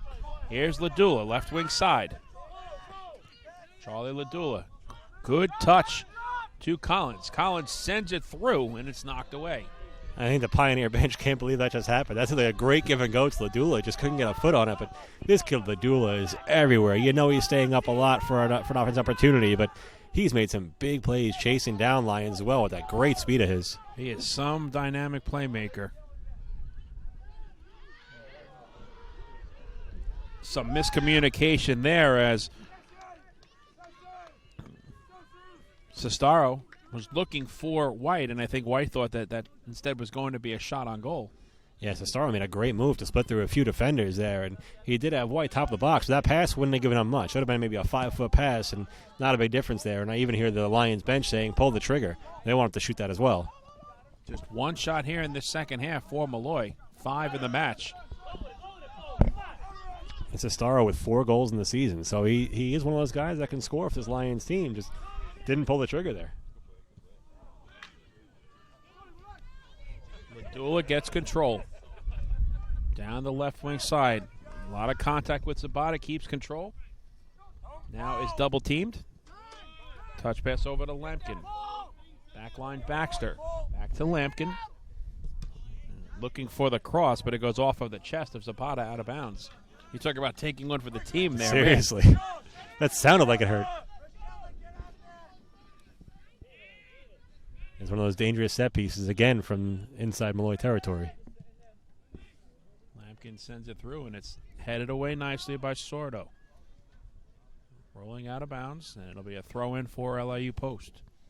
Just under 19 minutes remaining in regulation. Pioneers leading 1-0. Looking for their second consecutive East Coast Conference championship. Ladula. Backline Lampkin over to Baxter. Baxter left foot, crosses it through, headed away. Good job by Michella. But Michelle has had himself a busy day. It's covering Medulla or any other of the Pioneers' offensive threats or just clearing the ball out. Michelle has been playing very well. Of course, he's got the own goal, but that could happen to anyone. That's just a misplayed ball that he just happened to get off the outside of his foot trying to clear it out. He makes that play 9 times out of 10. Just happened to miss it. It led to a 1-0 lead here for the Pioneers. But other than that, Michelle has been playing great. So you know what I find very interesting? LIU Post, we mentioned this, is leading 1-0, but they are not sitting on this advantage. Now, Seb Baxter is the last player back at the midfield stripe for the Pioneers, but he has been on the offensive end creating opportunities as well. And, they're not playing conservative, even though they have the advantage. Yeah, and they've had a few just missed chances. That one was one as well. It seemed like Anderson that time would have had a shot, but just fanned on the pass, just like it happened earlier about 2 possessions ago. A lot of contact on the far end, nothing called. White gains control. Tries to split through 3 defenders and is unable to do so. Another player down for the Lions now on the far sideline.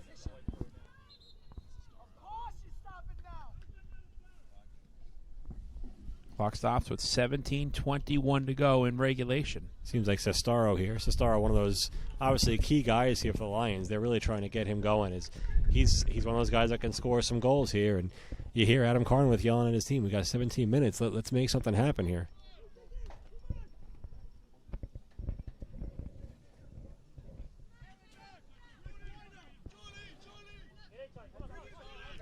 Back to live action. Molloy looking for that equalizer. Nice move by Moschella. Sends it down the right wing side. Intended for Carnwath, but it's too long, and Malmstrom will take control. Fighter in that last stoppage, Ladula was here talking to his coach over here, Lindbergh, and you see some of these guys that you look like LeBron James when he came into the league in the NBA. People say he looks more like a man than a 19-year-old kid. That's Ladula. He's a sophomore, but he looks like he's in his mid to late 20s here. Just kind of one of those mature guys who's got a world of talent. Collins down the right wing side to Lampkin. And the pass is intercepted and knocked away, and now here's White looking to make a move. One-on-one against Haley's. Keeps possession. Looks to send it down the left wing side, but that's too far for Hernandez. That'll be sent back to Malmstrom. Another good defensive play by Mauritson. And against most teams in the conference in the ECC, that's a great play, playing the ball towards the corner there and hoping for a 50-50 ball in a foot race. But against the Pioneers, this is a team from, of course, the ECC, but they're in seemingly a different league, the number 2 team in the country.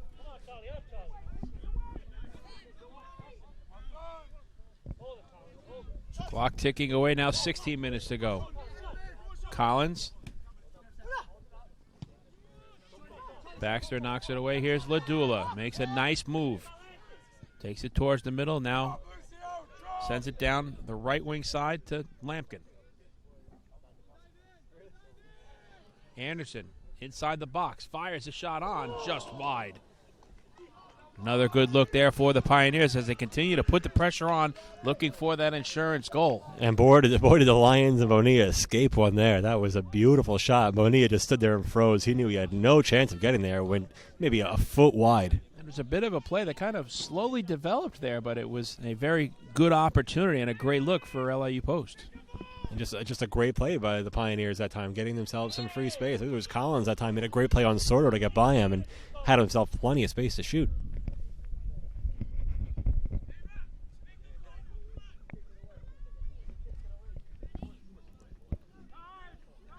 We're under 15 minutes to go here in this second half. And you see the Pioneers starting to play the clock a little bit. Even Malmstrom, the goalkeeper, he picked up the ball, kind of jogged over there, looked at the clock, too. You could see him peeking over there as it's just under 15 minutes to go now, and he's in no hurry. Absolutely. That's a wise veteran move there. Lions fans get a little antsy on the far sideline there as Malmstrom just stands there and lets seconds tick away.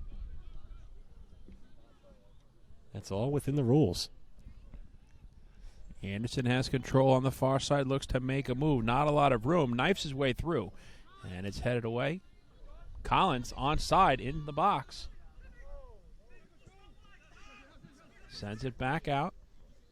Pass intended for Baxter. And Baxter gets control, and now is taken down. Good move there by Morales. Down the right wing side. Opportunity here. Sestaro. One-on-one against Arvidsson. And Arvidsson knocks it away. Good play there by David Arvidsson, the junior from Sweden. This is all started from a great play from Morales. One of those freshmen just going right at Baxter and taking away from him. That was an impressive play again from one of these freshmen, playing very confident right now, knowing that, yeah, maybe you guys are the number 2 team in the country, maybe you're a little bigger than I am, but just confident in his own abilities and took it away. Malmstrom again in no hurry as we approach 13 minutes to go in regulation. Pioneers lead 1-0 on an own goal scored early in the first half. That's been the difference.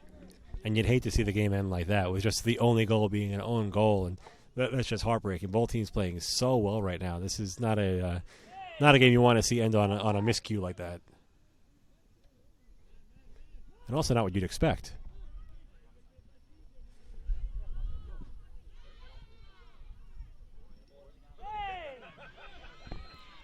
And here we go again, as we continuously keep mentioning, the level of physicality starting to step up, especially late here in this match.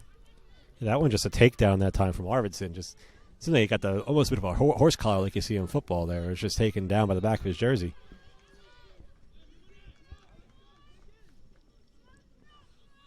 Just over 12 minutes to go. And now you see the defenders of the Lions up at midfield there. They are starting to inch up. Well, that's what we were talking about just a while back. When is the time going to be where you have to bring those backline players up and create opportunities on the offensive end? I think now with exactly 12 minutes remaining, the time is now.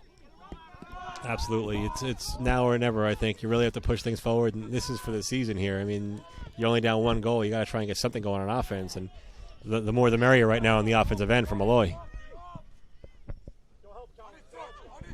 Pierce to Ladula. Tries to head it to himself, but it's knocked away again by Castaneda. Check that. That was Kyle Brennan.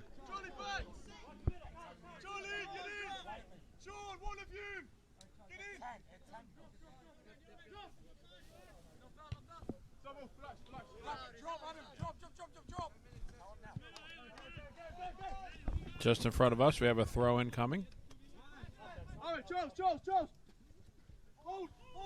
Baxter to Ladula. Double teamed. Collins gets the deflection. Ladula slow to get up. Baxter. Collins cannot keep it in bounds. It'll be a throw in for Molloy. They're really trying to force the issue now with Ladula, trying to get him the ball as much as possible, but Molloy knows that, and this defense still up to the task, still playing some great D.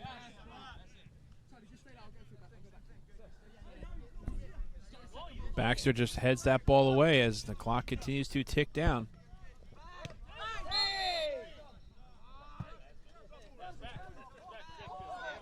And this foul goes against Molloy, much to the dismay of their bench right in front of them.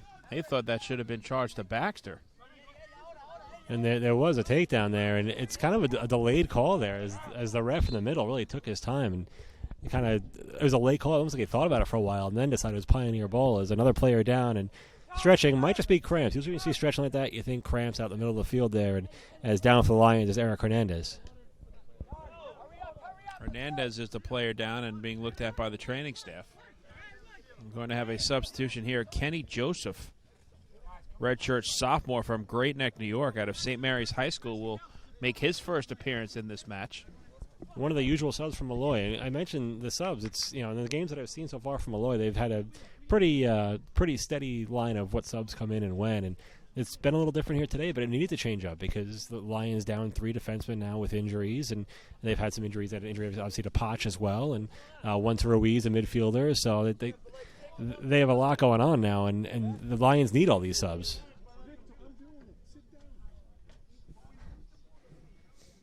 The Pioneers coaching staff unhappy with the stoppage here. Yeah, you mentioned it a little earlier when we had some injuries that were obviously more significant, a broken nose and a significant leg injury or an ankle injury. But Andreas Lindberg going over to the officials and saying, are we going to play here like you were talking about? It's in essence like a 20-second timeout, so to speak, or a timeout in the NBA here as the teams get to speak to one another and the coaching staffs on the field. But bit of frustration there on the part of Andreas Lindberg. And with just 10 minutes left, you look at Kyle Potch on the timeout, and he still has that leg wrapped up tightly with a huge ice pack on it. I think it's safe to say he's not coming back in. If he was, they'd bring him in already with 10 minutes left. Places number 18, Eric Hernandez.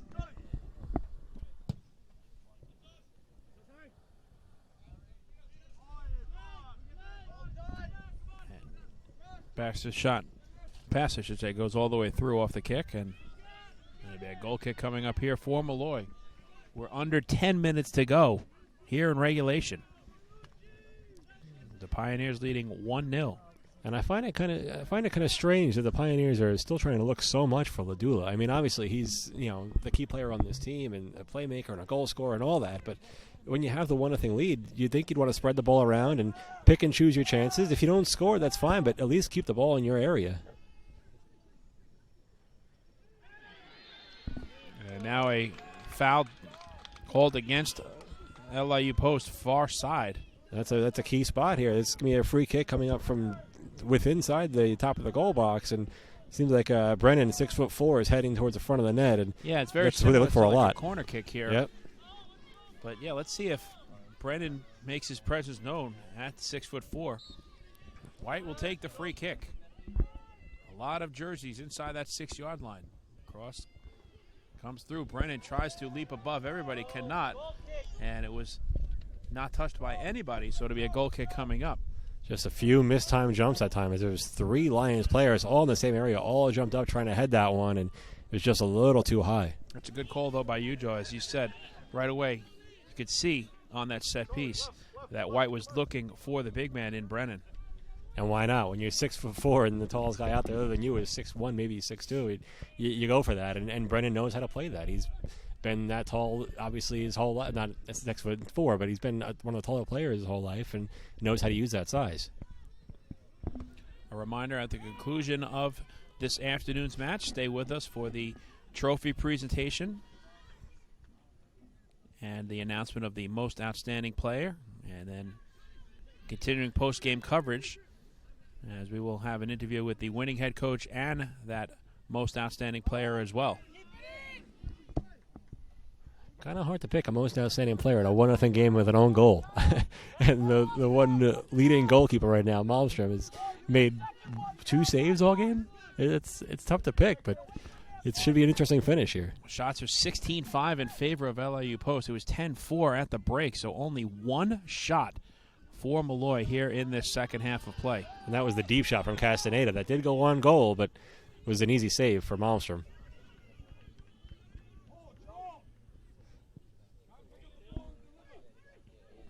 Pioneers continuing to look to put the pressure on, and they have a potential opportunity here. Collins with a head of steam down the right wing side has it knocked away.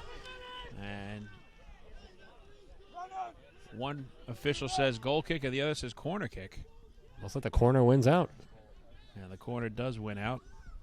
Great hustle there by Sean Collins, creating that opportunity. Now a set piece here on the far side.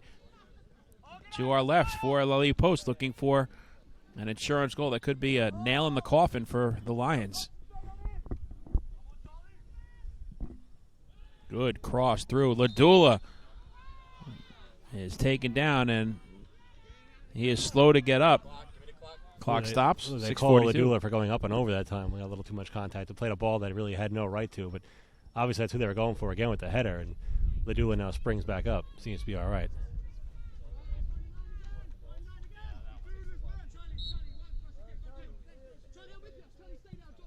And just as we were mentioning on that last set piece for Molloy, you saw that White was looking for Brennan at 6'4". Off that corner kick, the intention was there for Ladula to get that opportunity. Yeah, they went far side where Ladula was really the only Pioneer there. I mean, the defense was there obviously too, but all the Pioneers were playing on that near post. They went far side to Ladula. We approach 6 minutes to go in regulation. 1-0. Pioneers lead. Zapata gets the clear, but LIU Post is controlling the pace right now as they look to choose some more time off of that clock. Pierce sends it through the middle looking for Collins, and it's controlled. And the shot is on, and it's into the back of the net. There's the insurance goal for Jason Lampkin. It's 2-0 LIU Post. And really right place, right time there for the Pioneers. As being right there was Anderson as the pass went through for the Pioneers, it looked like, and led to a lot of open space there. But right there was Anderson, put a beautiful cross into Lampkin for the goal. You see the frustration on the part of Raul Bonilla, a little bit of miscommunication, and the coaching staff of Molloy saying that can't happen. 5:47 to go, and now a major, major uphill climb for Molloy as they trail 2-0. For Lampkin, his 4th goal of the season. He is another one of those guys that can put it in the net, just one of the many for this team. That ties him 3 ways for a 3rd place in the team in goals. And this Pioneer team, it's almost, I don't want to say it's a surprise they haven't scored more yet, but it's a credit to the defense and Bonilla they haven't scored more yet. And that one just, you kind of thought eventually it was going to come.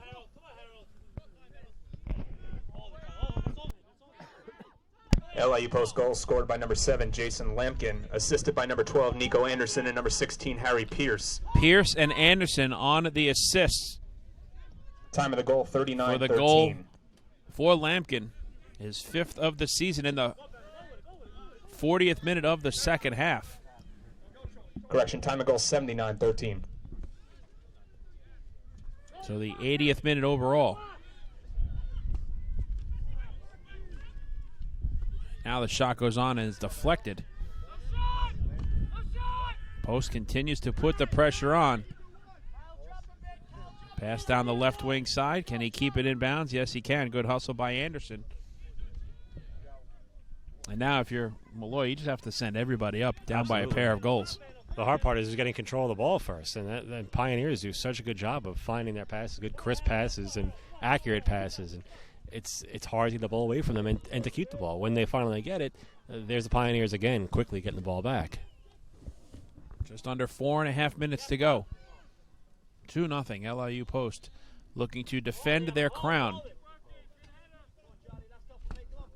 It's such a daunting task for a team to repeat as champions. I mean, you come into the preseason, you know you have the target on your back. Everybody's gunning for you, and LIU Post has been so well up to the task. 16-0-1 this season. Looking for their 17th victory, the number 2 ranked team in all of Division II men's soccer. And it's just crazy knowing how good a season Molloy has had, and the Pioneers just have taken over this game completely. Molloy's done nothing on the offensive side, and that's nothing against Molloy. That's a credit to the Pioneers and just what they do. And there's so many options in this team, and it seems like everywhere you go is just a strength everywhere for the Pioneers. Just one shot in the second half for Molloy. They've been outshot 18-5 here on this championship Saturday. The Pioneers are just over 3 minutes away as that shot is deflected. Again, a great play from Ladula even to get that shot going. As he put one off his outside of his foot and then brought it down to himself between 2 defenders. That shot great comes play on. A great play. Good save, and the flag goes up. Terrific one-hop shot by Harry Pierce, and the save was made by Bonilla. Now Molloy looks to run quickly. The Pioneers are looking to make it 4 East Coast Conference men's soccer championships in the last 5 seasons, and also trying to win back-to-back titles. You see the ball now at midfield for a free kick, and Bonilla will come up and take it, the goalkeeper, as everyone pushing up for the Lions. Down to just 2:35 to go in the game. Easy save there for Malmstrom. Malmstrom is looking for victory number 15. No losses and 1 tie. He also has 6 shutouts, so this would be number 7. This will put his goals against in the season under a half a goal a game, too. Already 7th in the nation. He's going to move up that list. And the scary part about that, like you mentioned in the first half, his goals against average coming into today, 0.52. And that's only 7th in the nation. Yeah, there's some How is that possible? There's some .3s out there. It's you wouldn't think so, but that's just incredible to think about it as a stat. Just some great goalkeeping across the country, obviously, but Malmstrom's definitely up there with the rest of them.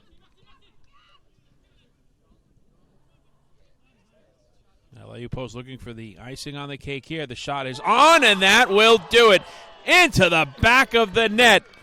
Scoring the goal is Nico Anderson, and that might be the championship crown-winning goal right there for the LIU Post Pioneers. With a minute 37 to go, it's now 3-0. And that's just great ball movement right there as it goes from Lampkin to Pierce over to Anderson. And Anderson's had a strong few minutes here as he had the assist in the last goal as well.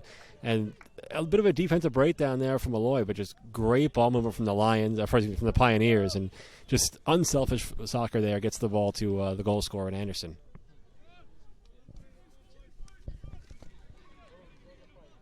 So Nico Anderson has just his 2nd goal of the year.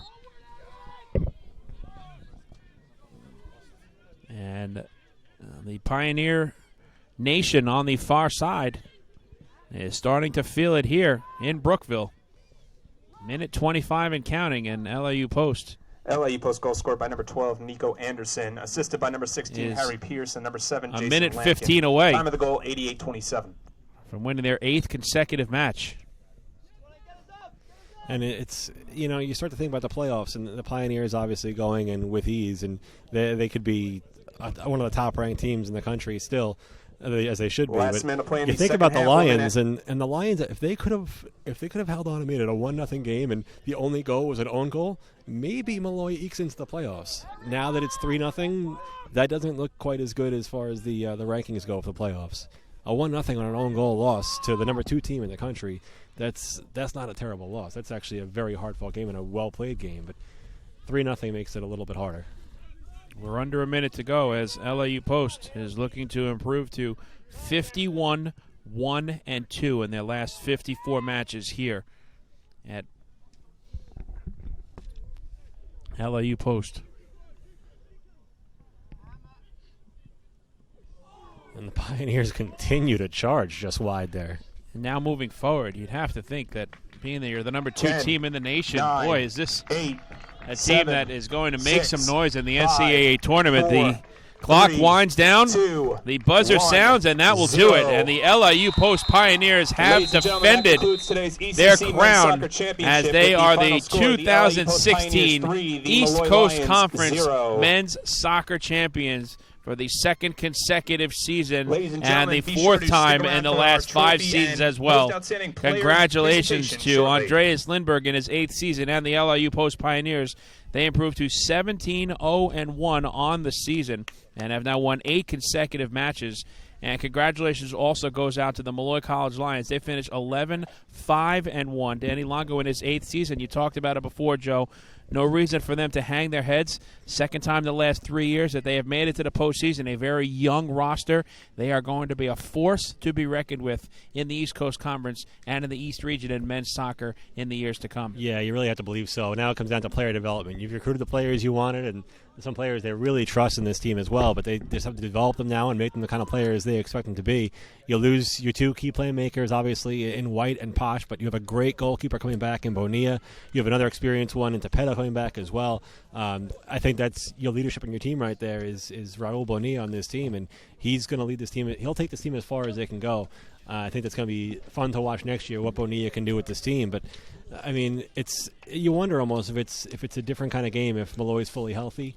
Seeing as far as this game went, 1-0. Poch obviously went down with the injury, and he missed 3/4 of this game. And it was a 1-0 game up until the final 10 minutes of this game, really. And if Poch is in there, does the game plan change for Molloy? And it's hard to say because Molloy didn't get much going at all on the offensive end. But if they could have, and Poch could have stayed in there, that could have been an interesting aspect to this game. But I mean, injuries happen. That's part of sports, and Molloy was down 3 defenders, and it's a shame that it has to happen this late in the season. But you know what? Nothing to hang their heads about. They've had themselves a great season. Of course, you want to go further, but just a great season for the Lions. Shots were 12-1 in the second half in favor of LIU Post as they outshoot the Lions 22-5 overall. LIU Post is 8-0 now here at home in 2016, and that's really a number that you have to keep a very close eye on. Another shutout for Jesper Malmström. He remains unbeaten, 15-0-1 now with 7 shutouts, like you said. Goals against average, 0.527 to the nation. That number will drop.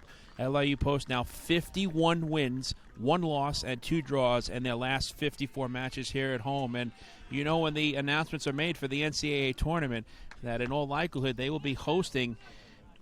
And, you know, you talk about certain sports where there's a home field advantage in baseball, in soccer, in football, home ice advantage in hockey, and some are more prevalent than others, but you have to really talk about Pioneer Soccer Park here as being a major, and I mean a major, home field advantage for LIU Post, and that's what you have to think about moving forward because this is a team that could see themselves having a very deep run into this NCAA tournament coming up next week. Absolutely. This team's going to come in very comfortable, very confident playing here at home, and that's exactly what they want. That's what they play all season for. They know this. I mean, I think they know what their record is in the last 5 years here at home at Pioneer Soccer Park, but I think that's a huge part of it now, is going into this confident and saying, listen, this is where we need to be to get our best start to playoffs we can get. And this is one of the better teams they've had in a long time here for the Pioneers. And it's interesting, last 2 years in the playoffs in a row, they've lost the University of Charleston in the playoffs. That's 2 years in a row. I don't know how Charleston's been doing this season, but you have to think they're coming in with a bit of a vengeance here and saying it's time to move on and kind of go over that hump. They've gone to the third round of the playoffs, gone to the fourth round of the playoffs. It's time to kind of get over that hump and say, listen, we're not only one of the top teams in the region and in the conference, we're one of the top teams, if not the top team in the country. Let's go out and show it. You work so hard in the preseason and then the regular season. Try to advance to the postseason. We mentioned that it's a marathon and not a sprint. And what do you work for? Right here, this is what it's all about. The celebration is on. You wear the T-shirt, you get the trophy, you get the banner, and, such a challenge for LIU Post all season long. And here they are once again on top of the East Coast Conference Soccer World East Coast Conference here Championship runner-up Molloy on the College men's side. On a great 2016 and again, season. congratulations Let's to give them all a Molloy. big round of applause. They have a very bright future ahead. No reason to hang their heads whatsoever, and And there's now, just fans, too at this much time, LIU please turn your Post attention to late in the midfield second half. for the presentation Yeah, of the absolutely. championship And trophy. you look at Molloy, Presenting the trophy and is they East played a Coast great Conference game, but the Commissioner Lions, Dr. they just Dronoff. seem to run away With a with it. And I record said, of as good a team 17-0 Molloy is, you wouldn't think 2016 anybody would run away with this, East but Coast in the Conference last 10 LIU minutes, the Post Lions just Pioneers. imposed their will. Would head Actually, the coach Andreas Pioneers Lindbergh and the team imposed their captains will. please And, come up to accept the trophy at this most time. coaches will tell you the season is about goals. The first goal is, winning the regular season, and they did that. And then the next goal is, let's win the conference, and they did that. The next goal has got to be, let's go as far as we can in the playoffs and maybe get ourselves that championship game. That's definitely a possibility when you're ranked number 2 in the country. ECC Commissioner Dr. Bob Dronoff presenting the championship trophy to Andreas Lindbergh, the head coach in his 8th season at LIU Post, and the captains as well. All smiles across the board for the Pioneers. And this is step number 1 because they know that they want some more hardware coming their way to Brookville down the road. And the number 2 ranked team in all of Division II men's soccer, they hope that this is going to be a very deep postseason that they are a part of. And you take a look now at the Molloy College Lions to our right. That's real interesting, Joe. Kudos again to Danny Longo in his 8th season. And they are watching the ceremony here. They're hoping one day, we're a young team, and we worked very hard all season long. We got to the championship match. We made it to the postseason for the second time in 3 years, and maybe, just maybe down the road, this is going to be us. Yeah, Coach Longo in his 8th season, he knows well enough to know that this is what he wants his players to learn from. I mean, this is, of course you want to win, but in the long term, this is absolutely a learning experience for the Lions, including watching what it's like to take this trophy, to have this banner, all of that. And it's just an incredible learning experience for the Lions and this young team. Seb Baxter has just been announced as the most outstanding player of this East Coast Conference men's soccer tournament. So congratulations to Seb Baxter, the 5'11" graduate student. He's been a veteran for Andreas Lindbergh. Ladies and gentlemen, once again, let's congratulate the LIU Post Pioneers on winning the 2016 East Coast Conference Men's Soccer Championship. A native of England comes away with a special piece of hardware as well. Yeah, and good for Seb Baxter, as he obviously had himself a very strong game, playing defense the whole game, that backline defender, and keeping this Molloy Lions offense off the scoreboard. And he was a huge part of that. He was all over the ball and really helped bring the ball up as well. He's listed as a backline defender, but he played like a midfielder.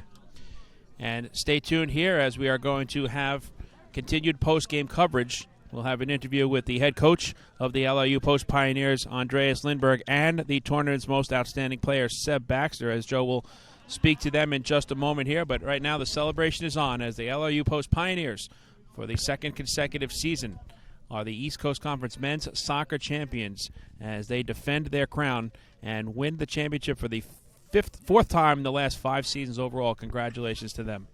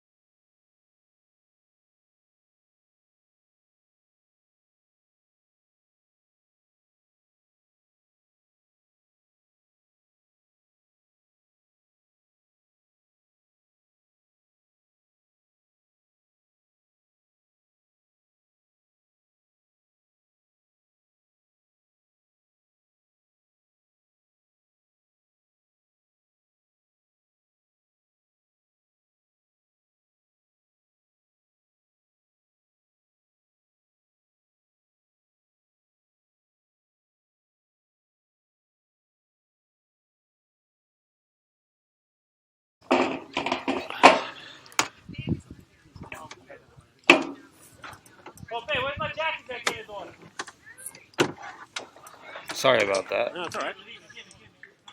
It happens.